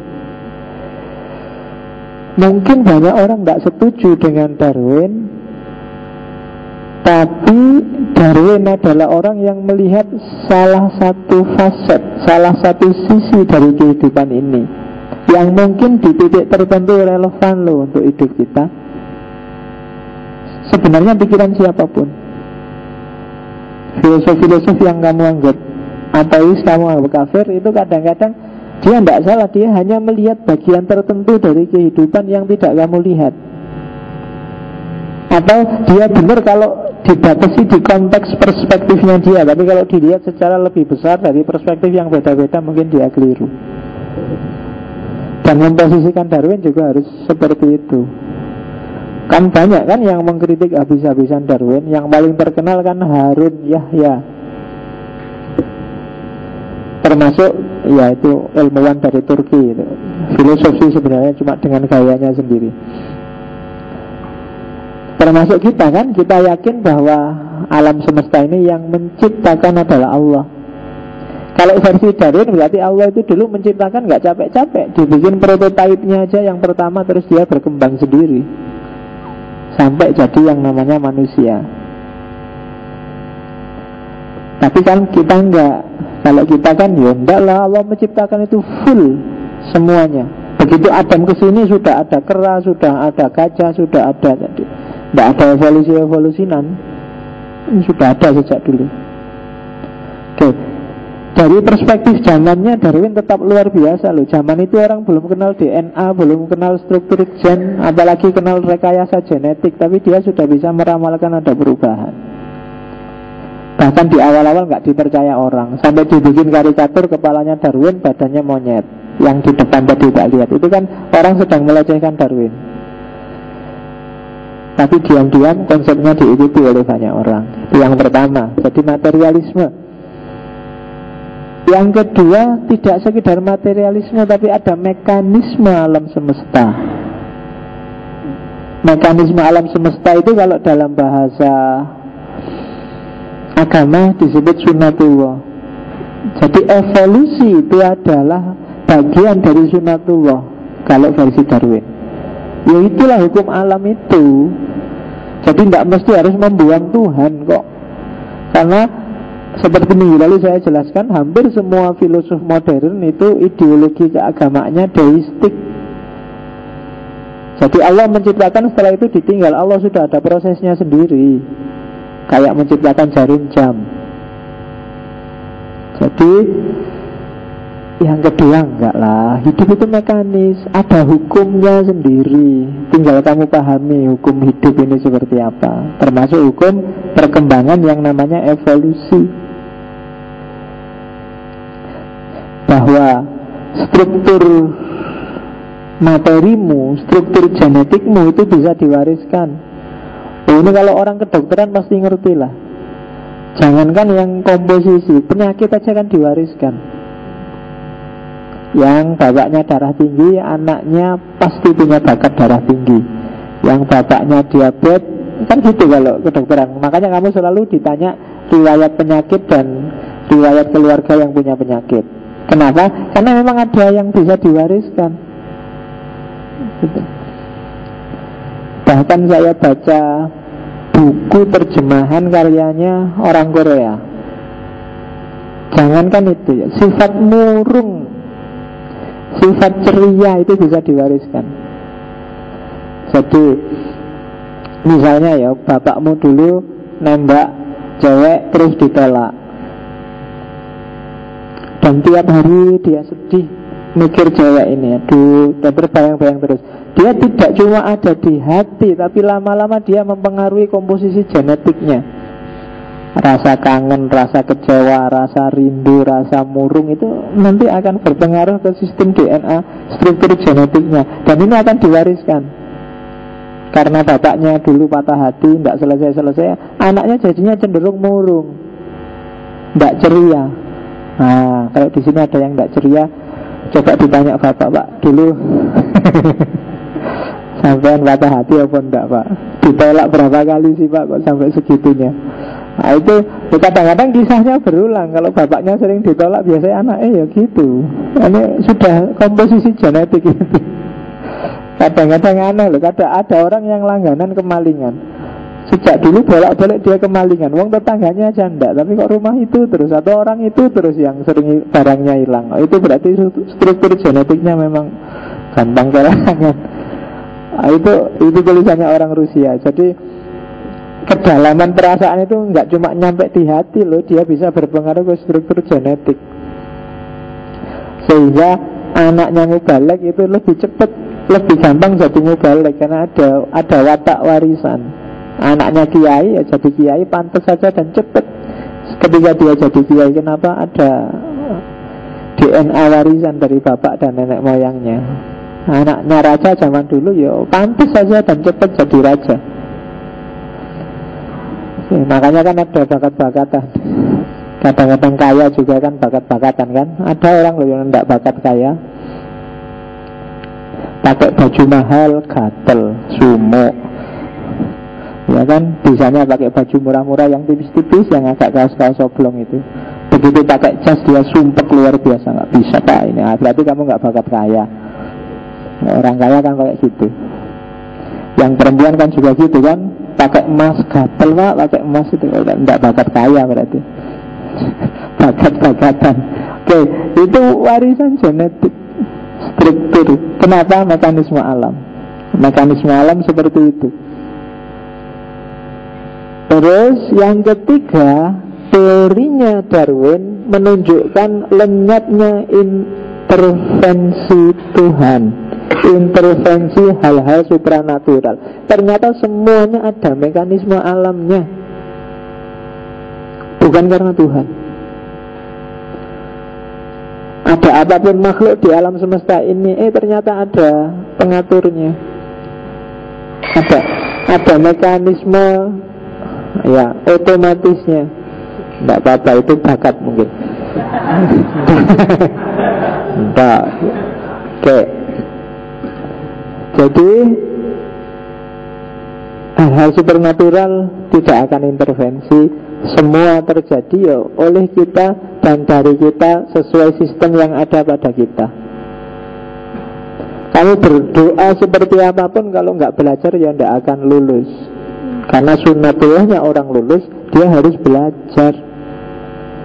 Kamu minta istri, minta pacar kayak gimana pun, nggak akan dapat yang kamu nggak pernah nembak, nggak pernah pendekatan, nggak pernah, gimana bisa dapat? Karena sunnatullahnya orang untuk dapat itu ya nembaklah. Kalau nggak nembak-nembak ya meskipun tiap hari kamu SMS ya nggak dapat. Nah itu kan sunnatullah. Loh, simple, nggak perlu panjang-panjang mikirnya, ya memang gitu. Kalau ngantuk tidurlah, kalau lapar makanlah, kan gitu hidup ini. Itu sunnatullah. Sudah ada hukumnya. Biar nggak, ya kan kayak islamisasi ilmu itu loh. Kan jadi lucu karena apa? Itu sebenarnya otomatis, nggak perlu disebut Tuhannya juga begitu. Kadang-kadang islamisasi ilmu yang agak kebablasan kan kayak tulisannya orang Pakistan itu kan. Semua makhluk hidup butuh makanan. Makhluk hidup yang seminggu aja nggak dapat makanan, maka dia akan mati, insya Allah. Itu ya Islam. Cuma ya nggak perlu disebut itunya. Kalau bahasanya Darwin, enggak, seminggu nggak makan terus mati, itu sudah mekanisme alam. Kalau nggak cocok tersingkir, itu mekanisme alam. Kamu pingin nggak tersingkir itu nggak bisa, karena kamu memang nggak cocok. Kuliah misalnya, ada loh orang yang tidak cocok kuliah, itu tidak bakat kamu kuliah. Kalau disuruh masuk beratnya setengah mati. Masuk 14 kali, dia pamitnya 7 kali. Pamit 7 kali, yang 3 kali sakit, yang 4 kali terpaksa masuk karena dimarahi dosennya. Berarti kamu tidak bakat kuliah. tidak fit untuk kuliah, dan kamu akan tersingkir, kamu akan punah kalau nggak struggle untuk menyesuaikan diri. Kamu harus bertahan, berjuang. Aku itu kok males ya, harus berjuang biar kuliahnya rajin. Kalau enggak, pada akhirnya kamu akan punah, kamu akan di DO, kamu akan dikeluarkan. Berarti kamu enggak fit untuk kuliah. Oh, hidup selalu begitu. Yang males akan tersingkirkan. Jadi jangan menunggu intervensi Tuhan. Tuhan tidak intervensi. Intervensinya Tuhan itu di alam, di awal. Dia sudah ngasih di awal. Nih, hukum hidup itu kayak gini, jalanin aja. Yang syariah kayak gini, yang tentang alam semesta kayak gini, patuhi itu, selesai. Besok aku tinggal notal yang bagus-bagus mana, yang jelek-jelek mana. Nah, itu deisme. Lu kan bisa berdoa, Pak? Enggak. Doa itu enggak berguna, itu untuk meyakinkan hatimu saja. Kalau versi deistik, ini untuk menegaskan hatimu saja. Itu kalau versi deistik. Dan teorinya Darwin ini ya jelas merupakan tantangan yang luar biasa pada agama. Makanya hampir semua agamawan, ndak Islam, ndak Kristen, mati-matian membantah Darwin. Janganlah. Masa kita evolusi, kan kita yakin bahwa Allah itu yang menciptakan. Selalu begitu kita.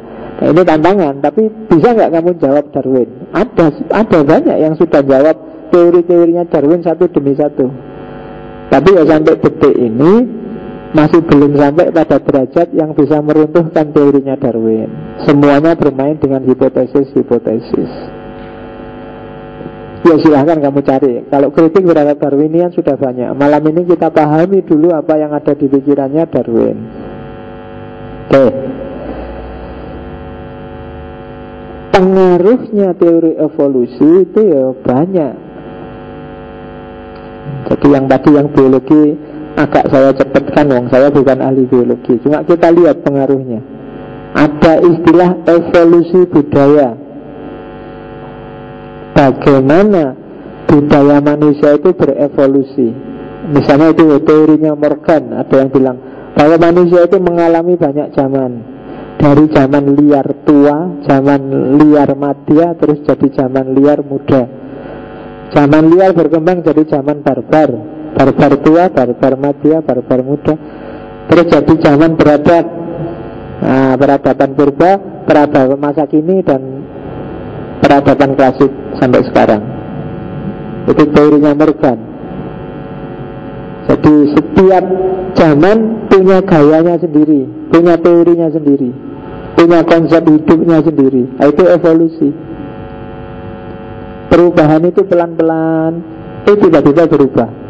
Hidupmu kan juga gitu. Dulu di kampung nggak terlalu butuh apa-apa, lingkungannya juga nggak ada apa-apa, jadi sederhana. Begitu pindah ke kota ada perubahan-perubahan. Dulu di kampung nyaman, TV jarang, kalau nonton TV di rumahnya tetangga bareng-bareng, sehingga kamu males, desekan di rumah aja lah. Tapi begitu di kota, di mana-mana ada TV, kamu sendiri di kamarmu ada TV, tiap hari lihat TV. HP, dulu di pondok, TV tidak boleh, radio tidak boleh, koran tidak boleh. Sekarang di kota, jangan yang itu, internetan aja boleh. Dulu lihat orang pakai rok mini, kamu istighfar. Sekarang kamu nyari di internet, malah yang nggak pakai apa-apa yang kamu cari. Loh, ada evolusi dalam pemikiranmu. Dulu istighfar, astagfirullah, sekarang alhamdulillah, ada yang kayak gitu. Ya kan? Dulu main musik, sepak bola itu dianggap laibun walahwun. Nah, sekarang kamu main sendiri. Ya kan? Tiap hari di telingamu pakai headset dengerin musik. Dulu katanya musik itu tidak boleh karena itu suaranya setan, ngundang setan. Sekarang kita tiap hari dengerin musik. Ada evolusi dalam budaya kita, cara berpikir kita. Dulu bahkan agama kan, dulu perempuan di Indonesia pakai jilbab itu kan tidak kayak sekarang.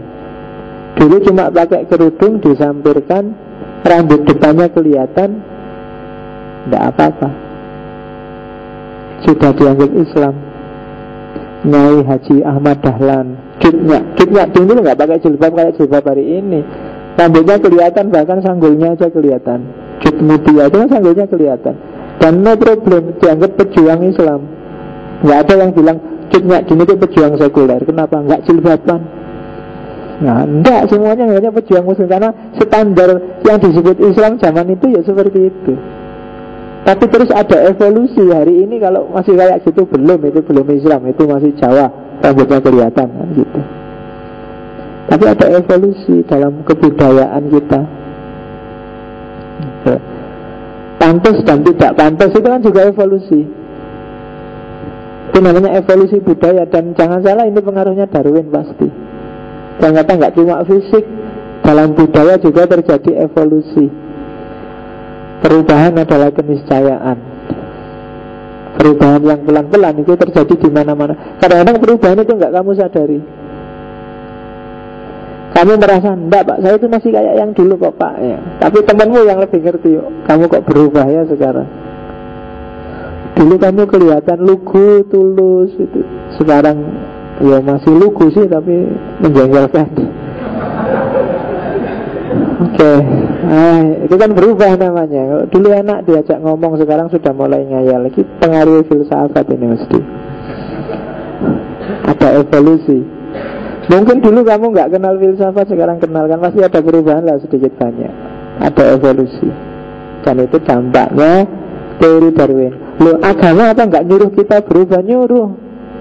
Kalau kamu ada, saya setuju teori evolusi pak, ada perubahan. Dalilnya ada loh pak di Quran. Di hadis juga ada. Kan ada yang man ra'a minkum mungkaron falyughayyirhu, berarti disuruh berubah. Cuma berubah dari yang mungkar jadi yang baik. Ya kan? Allah tidak akan merubah nasib suatu kaum kecuali kaum itu sendiri merubahnya. Oh, itu kan berarti dalil evolusi. Yaumuhu khairun min amsihi. Hari ini lebih baik daripada hari kemarin. Itu kan evolusi juga. Ada kok jalurnya evolusi, meskipun nggak terus dari manusia jadi kera, tapi perubahan gradual, pelan-pelan ke arah yang lebih baik. Kenapa kok tidak revolusi? Karena revolusi itu berat, lebih mudah evolusi. Itu evolusi budaya. Evolusi agama ada loh, jangan salah. Mungkin minggu lalu tak ceritain kan tentang evolusi agama itu. Bagaimana agama itu ternyata evolusi dalam sejarah manusia. Islam itu kan yang monoteis itu datangnya paling sekian ratus abad belakangan, padahal umurnya bumi berapa ribu abad. Ya kan? Manusia paling primitif itu kan agamanya dinamisme, percaya pada kekuatan benda-benda, pakai jimat, itu kan dinamisme. Kalau saya membawa jimat saya ini pak, dibacok tidak mempan pak. Kalau bacoknya pakai plastik. Kalau saya tak baca doa ini 3 kali, tak bawa jimat ini, perempuan mana yang tak ketut padaku? Itu kan cara berpikir dinamistik. Ada daya di balik benda. Ya kan? Begitu saya pakai baju ini pak, saya merasa cakep sekali. Itu sebenarnya dinamisme itu. Saya keren loh pak kalau pakai sepatu ini ya. Ada kekuatan di balik sepatumu, itu dinamisme.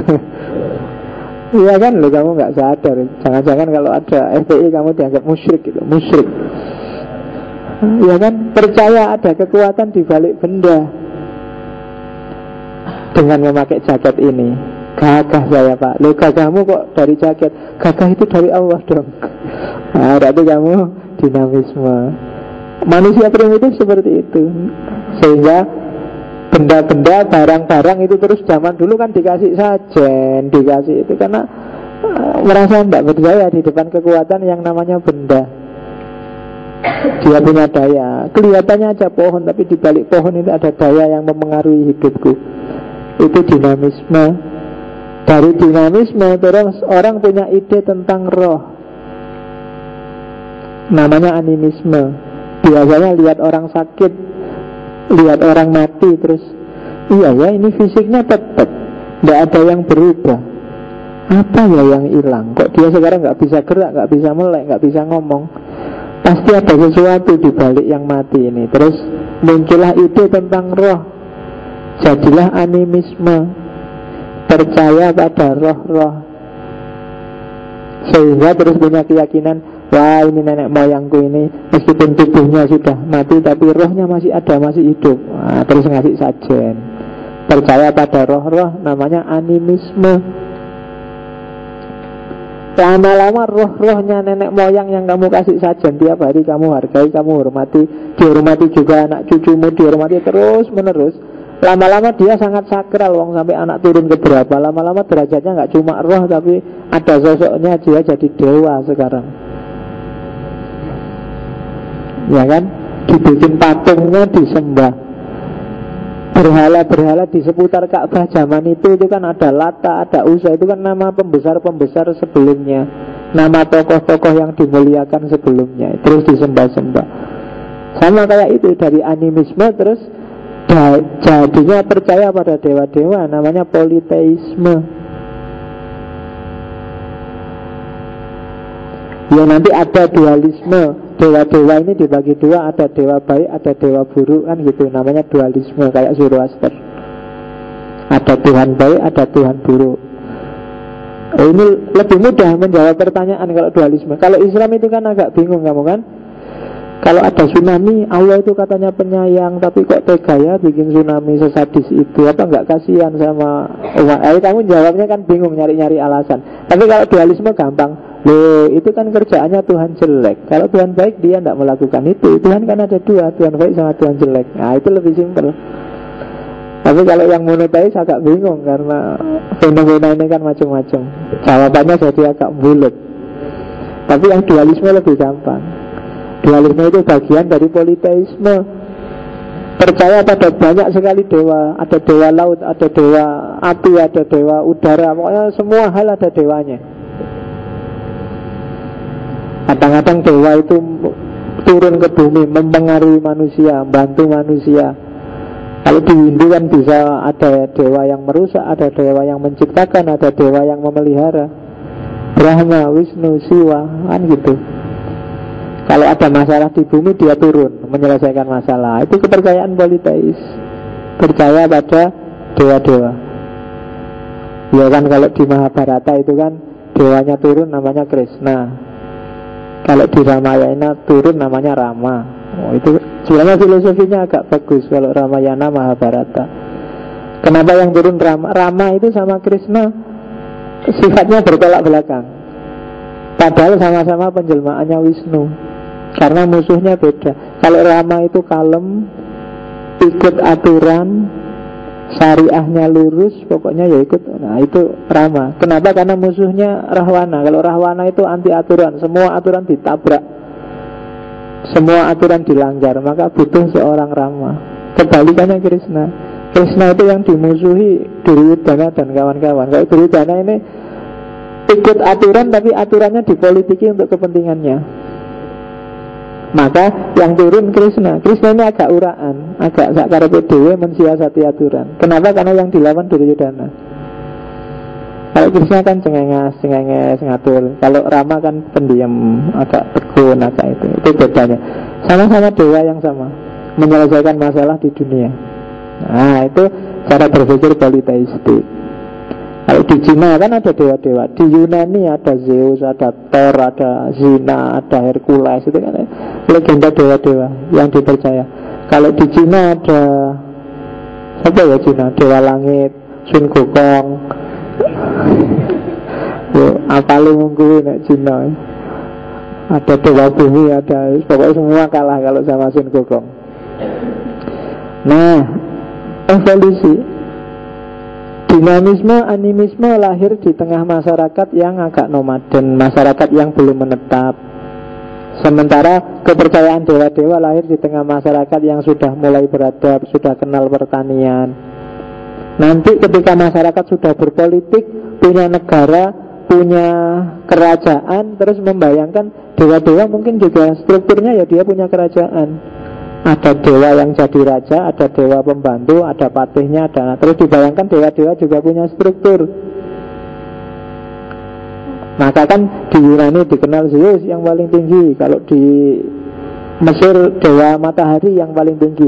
Ini kepercayaan namanya high god. Percaya banyak dewa, tapi yakin ada dewa yang tertinggi di antara banyak dewa yang mengkoordinasi semua dewa-dewa yang lain. Nah, ini berkembang ketika manusia juga kenal pemerintahan. Maka dibayangkan dewa-dewa juga punya pemerintahan. Jadi yang semula sekedar percaya dewa, sekarang percaya ada loh pemerintahan dewa, ada evolusi dalam beragama. Nah, setelah yakin ada dewa tertinggi, lama-lama ini evolusi lagi. Loh, kalau ada dewa tertinggi, ngapain kita peduli sama dewa yang kecil-kecil? Sudahlah, dipegang aja rajanya dewa, kan selesai. Semua pasti ikut. Dari situ muncullah monoteis, termasuk Islam, Yahudi, dan Kristen. Kita sembah dewa yang tertinggi. Kalau di Islam dewa kecil-kecil terus jadi malaikat-malaikat. Dewa penguasa hujan, ya sekarang malaikat yang menguasai hujan. Dewa kan gitu. Itu bahasa evolusi agama. Jadi ada evolusi cara berpikir, ternyata punya imbas dalam revolusi keberagamaannya manusia. Seperti apa peradaban manusia, seperti itulah agama. Sama kan ketika lahir modern yang sekuler, cara beragama kan terus jadi deistik, monoteisi tapi deistik, agnostik, bahkan ateis. Itu kenapa? Pengaruh cara berpikir manusia. Ternyata ada evolusi lagi. Sekarang berubah lagi, jadi era kontemporer yang logosentris dan seterusnya. Jadi ternyata teorinya Darwin juga berimbas pada kajian agama-agama. Tasawuf saja kan ada evolusi kan. Kita harus meningkat dari makom satu ke makom yang lain. Itu kan perubahan yang evolutif. Oke. Nah, yang paling terkenal itu evolusi sosial. Jadi perubahan secara gradual di dunia sosial. Ya kan, sosiologi kan kenal teori namanya teori perubahan sosial. Nah, itu pengaruh Darwin. Yang paling terkenal dalam teori perubahan sosial itu teori perubahannya Spencer. Teori perubahan Spencer ini luar biasa karena dari sinilah, dari ide evolusi sosial inilah nanti lahir kapitalisme, Marxisme, dan bahkan Nazisme. Logikanya pakai logika evolusi Darwinian. Kapitalisme misalnya, tokoh kapitalis Andrew Carnegie, John D. Rockefeller yang bilang bahwa kapitalisme itu adalah penerjemahan terbaik dari survival of the fittest.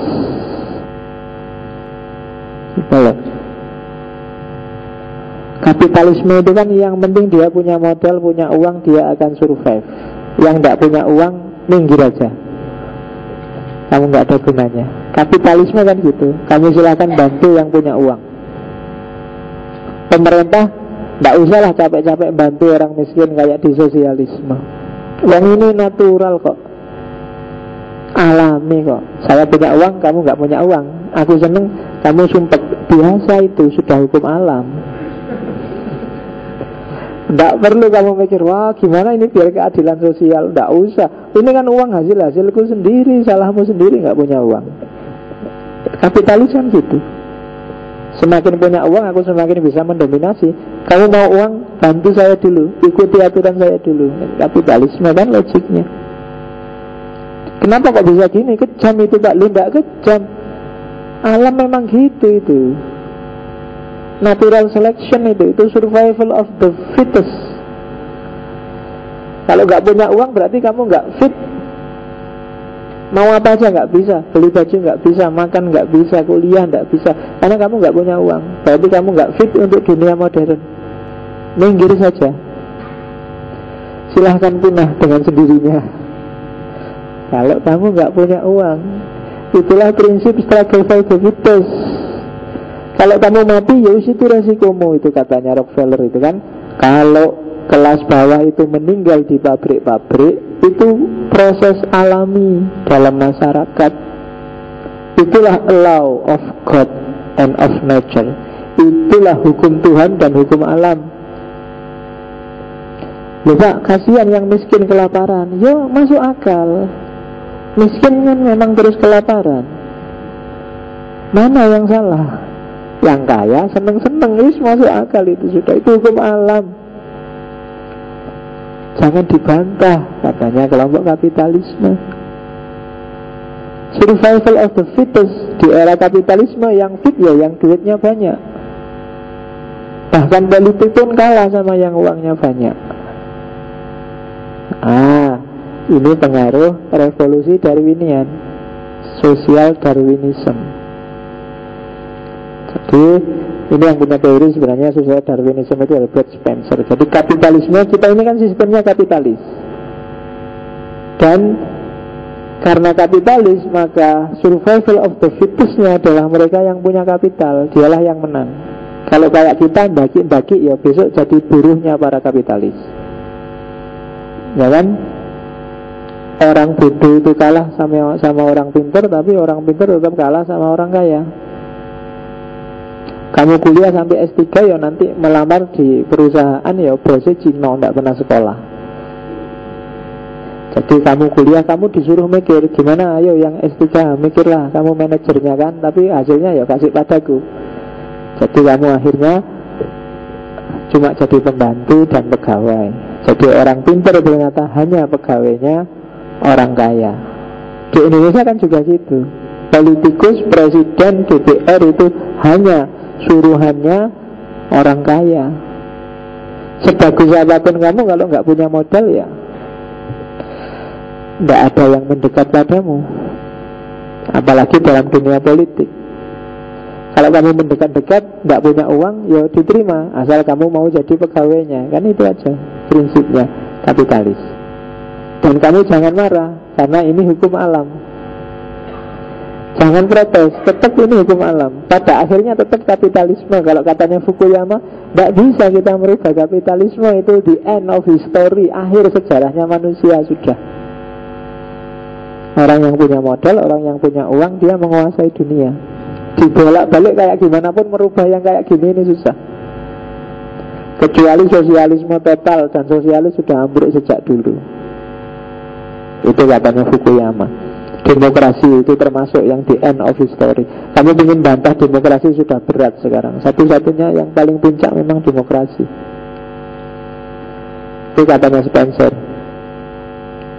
Ada juga komunisme, ya kan? Komunisme juga sejenis sosial Darwinisme. Ada perubahan-perubahan sosial dari masyarakat aristokrasi yang didominasi oleh kaum borjuis, kemudian berkembang jadi pertarungan komplainnya kelompok proletar yang tadi ditindas oleh kaum borjuis. Terjadilah perubahan sosial. Pada akhirnya kaum borjuis, kaum proletar yang menang dan mendominasi dunia politik kekuasaan, mereka balas dendam pada kelompok borjuis. Hartanya diambil, kemudian dibagi-bagi pada kaum proletar. Orang yang kemarin menindas sekarang ganti ditindas. Tapi setelah itu orang sadar tentang kesetaraan, bahwa aku kok nindas, aku kok jahat. Lama-lama mereka sadar, sudahlah kita hidup bareng-bareng aja, jangan saling serang. Lahirlah masyarakat tanpa kelas. Dan itulah masyarakat yang diimpikan, masyarakat komunis yang diimpikan oleh Marxisme. Itu kan kayak dongeng kan, cerita dari step-step. Ada evolusi yang dicita-citakan, ada perubahan sosial yang diinginkan. Nah itu komunisme. Ada pengaruh Darwin juga ternyata. Terus Nazi itu sebenarnya juga termasuk sosial Darwinisme. Nazisme, ya, kata dasarnya nazis. Nazisme koladoh apa nazisme khofafa, aku kurang ngerti. Jangan suka dengan yang barang-barang nazis. Nazisme itu kan juga berawal dari ide struggle for the fittest, perang saling menaklukkan itu biasa, pencaplokan antar ras itu biasa. Dan jangan takut, kalau kita fit, kalau kita struggle, kalau kita layak, ya kita akan survive. Kalau kita punah, ya berarti kita nggak layak untuk hidup memang. Kalau kita kalah, ya berarti kita nggak layak untuk hidup. Masyarakat yang inferior itu harus disingkirkan. Atau kalau nggak disingkirkan, dia akan tersingkir sendiri. Itu kan yang bikin Nazi terus jadi agresif, menyerang kemana-mana, melakukan pembersihan etnis, membantu orang-orang Yahudi. Karena bagi mereka ya, mereka tidak layak, tidak fit. Hidup ini harus diisi orang-orang yang fittest, atau paling nggak diatur oleh orang-orang yang fittest. Yang tidak fit pada akhirnya akan tersingkir. Nah itu ideologi dibalik Nazisme. Mereka merasa yang bagus itu ya ras kita dong, ras Arya, bukan Indonesia yang mongoloid, tapi Arya. Orang Arya itu kan memang cakep-cakep, tinggi, besar, putih, hidungnya mancung. Kebalikan dari kita kan, hitam, kecil, hidungnya pesek. Tapi ya tidak apa-apa kan, hidung pesek itu kan ngirit, umurnya panjang karena nafasnya keluarnya dikit-dikit. Kalau yang hidungnya besar boros, jadi cepat habis nafasnya. Kalau kita kan kecil, jadi keluarnya dikit-dikit. Oke, jadi itu Nazisme. Ternyata ada juga pengaruh dari Darwinian. Ini terakhir tak ambil dari The Sun, harian di Inggris tahun 2012. Ini dengan berpedoman pada teori evolusinya Darwin. Jadi kalau di situ kecil-kecil, kalau di situ besar ya.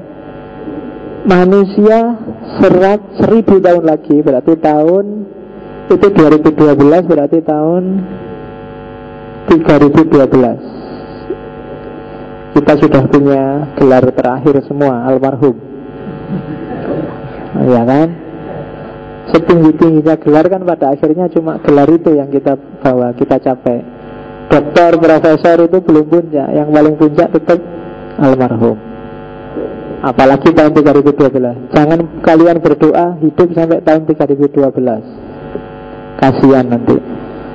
Oke, katanya Besan, ini ramalan dengan prediksi lingkungan sekitar, terus model cara berpikir Darwinian.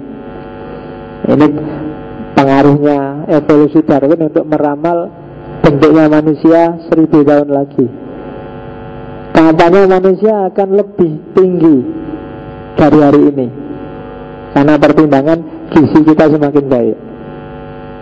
Jadi kalau sekarang mungkin manusia itu 175 ke atas rata-rata, kalau besok bisa 180 sampai 210 cm ya harusnya. Iya, kalau 210 meter kamu bisa kayak pesawat terbang. Ya, itu dengan patokan orang Amerika itu tingginya lebih tinggi 1 inci daripada tahun 1960 hari ini rata-rata. Terus ciri, jadi tinggi. Terus ciri yang kedua, ususnya agak pendek. Karena sekarang banyak penyakit macam-macam kan, nggak boleh gula, nggak boleh terus jadi makanannya terus dibatasi. Karena makanannya dibatasi, terus ususnya nggak terlalu kerja keras, jadinya pendek. Kadang-kadang banyak makanan ekstrak. Terus tangannya jadi panjang, karena semakin lama orang semakin aktif. Tanganmu jadi nggak pernah diem lagi. Diem pun kamu gerak-gerakkan. Kalau nganggur kan tiba-tiba tanganmu pegang HP terus main HP. Jempolmu yang gerak. Awas, hati-hati loh ya, karena kalau jempolmu aktif terus yang lain nggak aktif. Kalau pakai teorinya lama, besok anakmu jempolnya panjang sekali. Karena dipakai terus. Nah itu pakai teorinya Darwin. Nah berarti besok tangannya orang itu jadi panjang-panjang, menyesuaikan dengan teknologi. Terus ukuran otaknya semakin kecil karena otaknya jarang dipakai, sudah diwakilkan pada komputer. Lo zaman dulu orang hafalan Quran lah, hafalan teori ini, teori itu. Mulai pendidikan terakhir ini kan orang sudah tidak suka lagi dengan model hafalan. Apa itu hafalan? Pemahaman dong. Jangan salah. Ketika orang semakin mendasarkan, tinggal dibuka bukunya, dibuka laptopnya kan jawabannya ada. Jadi kamu semakin tidak mau menghafalkan. Dan itu resikonya otakmu semakin kecil. Gawat kan, otak semakin kecil itu berarti ya semakin level kecerdasannya semakin gak canggih, sudah diwakili oleh komputer. Terus yang ketiga, matanya semakin besar, mulutnya semakin kecil. Kenapa matanya semakin besar? Ya kamu tiap hari kan melek, lihat HP, lihat laptop, lihat kan. Kamu melotot terus tiap hari kerjaannya. Wah, matanya semakin besar. Mulutnya semakin kecil karena makanan semakin lembut. Kadang-kadang di mana-mana ada ekstrak kan. Sekarang ada ekstrak macam-macam buah, ada klorofil, ekstrak macam-macam sayuran. Jadi kamu nggak perlu makan sayuran, tinggal nguntal pil sayuran. Jadi mulutnya jarang dipakai, semakin kecil. Matanya semakin lebar, uang dipakai tiap hari. Terus giginya semakin sedikit, ya kayak tadi, karena giginya jarang dipakai sih. Jadi ya, semakin lama semakin menyusut. Terus hidungnya, kalau sekarang kan ekstrim bedanya, kita pesek, mereka lama-lama hidungnya sama. Karena asumsinya bentuk hidung itu sesuai cuaca, hawa di sekitar. Orang barat karena punya 4 musim, jadi butuh hidung besar. Jadi hidungnya besar-besar dulu adaptasinya. Kalau kita kan cuma 2 musim nggak terlalu berpengaruh, jadi hidungnya kecil-kecil. Nah, mulai besok cuaca itu nggak ada bedanya. Kalau dingin kamu juga pakai AC, kalau sedang sumuk kamu juga, masing-masing ada penanggalnya. Jadi nggak ada bedanya apakah bersalju ataukah panas. Sedang sumuk kamu nyalain AC, kalau sedang kedinginan kamu pakai selimut, pakai AC. Jadi akhirnya hidung kita sama nanti 1000 tahun lagi tapi. Oke, terus ya, rambutnya agak botak. Itu penelitian, dihitung mulai sekarang persentase orang botak sama nggak botak. Semakin lama semakin tinggi. 1000 tahun lagi semakin banyak orang yang botak karena radiasi. Loh, kamu tiap hari pakai HP, pakai laptop, emangnya nggak ada radiasinya? Ada. Dan itu bikin rambutmu rontok. Jadi besok kamu akan botak. Oh, ya kamu sih tiap hari HP-nya dipegang nggak lepas-lepas, itu rambutmu kalau coba rontok satu-satu kamu. Oke, terus lehernya agak kendor, kelopak matanya juga agak kendor. Ya, karena ya itu tadi, matahari kan sekarang semakin panas. Kalau kamu keluar kan sekarang sudah beda hawanya, semakin panas. Kalau lihat, kamu akhirnya sering rijip-rijip ini, jadi agak kendor nanti lama-lama. Iya, lehernya juga agak kendor, sumuk terus jadi lama-lama kendor. Nah, itu manusia 1000 tahun lagi. Gambarnya seperti ini. Iya. Ya, itu ngambilnya dari desan. Ya pas bagian yang penting dikasih tulisan desan. Kan tadi ada itu kan, yang testisnya semakin kecil, jadi anunya semakin kecil. Ya kan, dan kesuburannya menurun jauh karena makanannya, karena jadi mungkin karena jarang dipakai, jadinya mengecil. Karena banyak alat-alat virtual sehingga yang nyata nggak pernah dipakai, akhirnya ya kan tadi logikanya gitu kan, yang sering dipakai semakin panjang, yang jarang dipakai semakin mungsret. Nah, kalau semakin kecil berarti jarang dipakai, itu berarti orang modern itu jarang pakai itu. Oke, yang seringnya dipakai, cuma dipakai.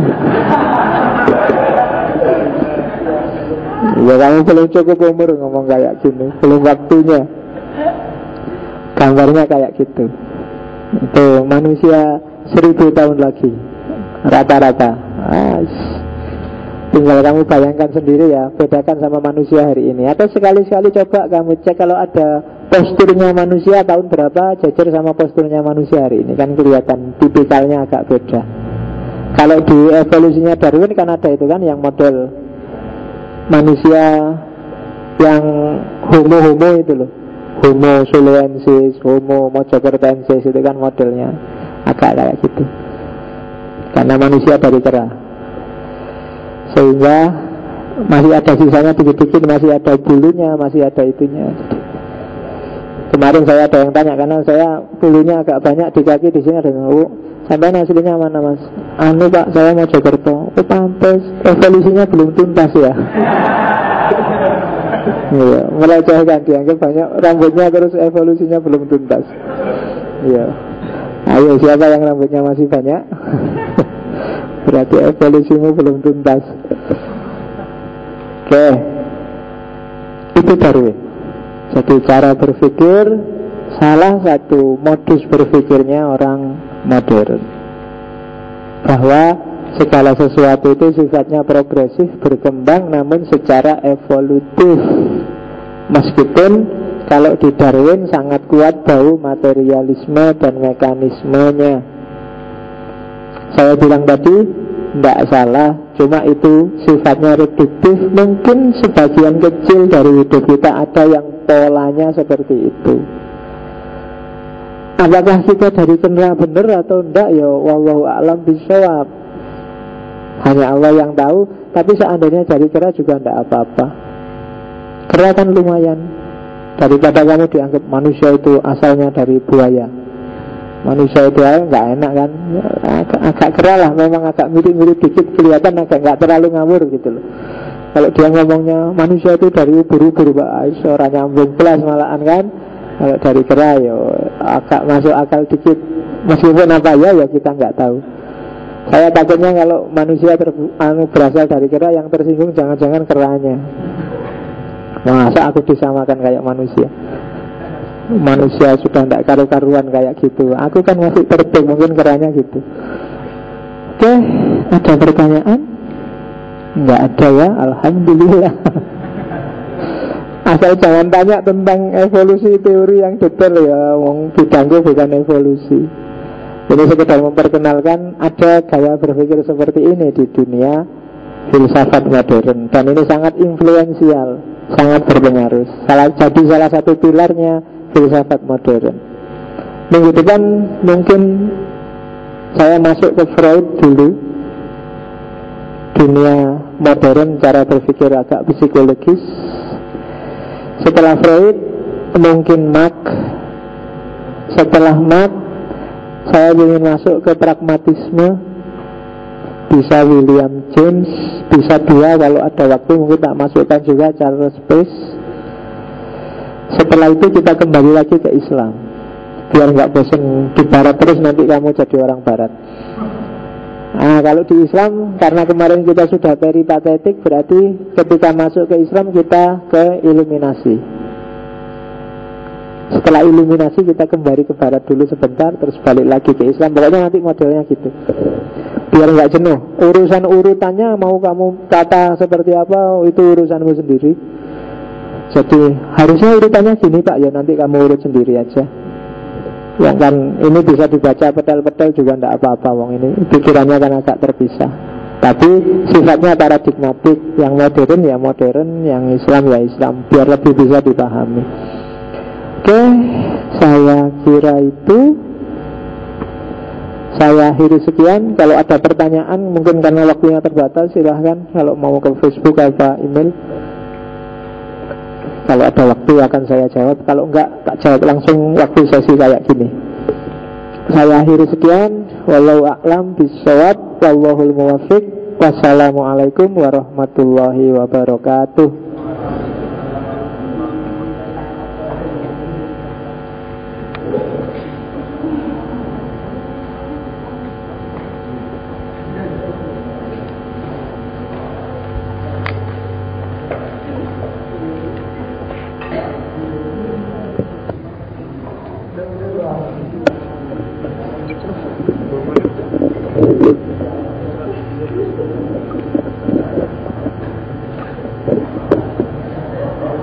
Terima kasih hadirnya semuanya terhadap partisipasinya, juga kepada Pak Faiz. Untuk teman-teman yang belum mengisi daftar hadir, mohon untuk diisi ya.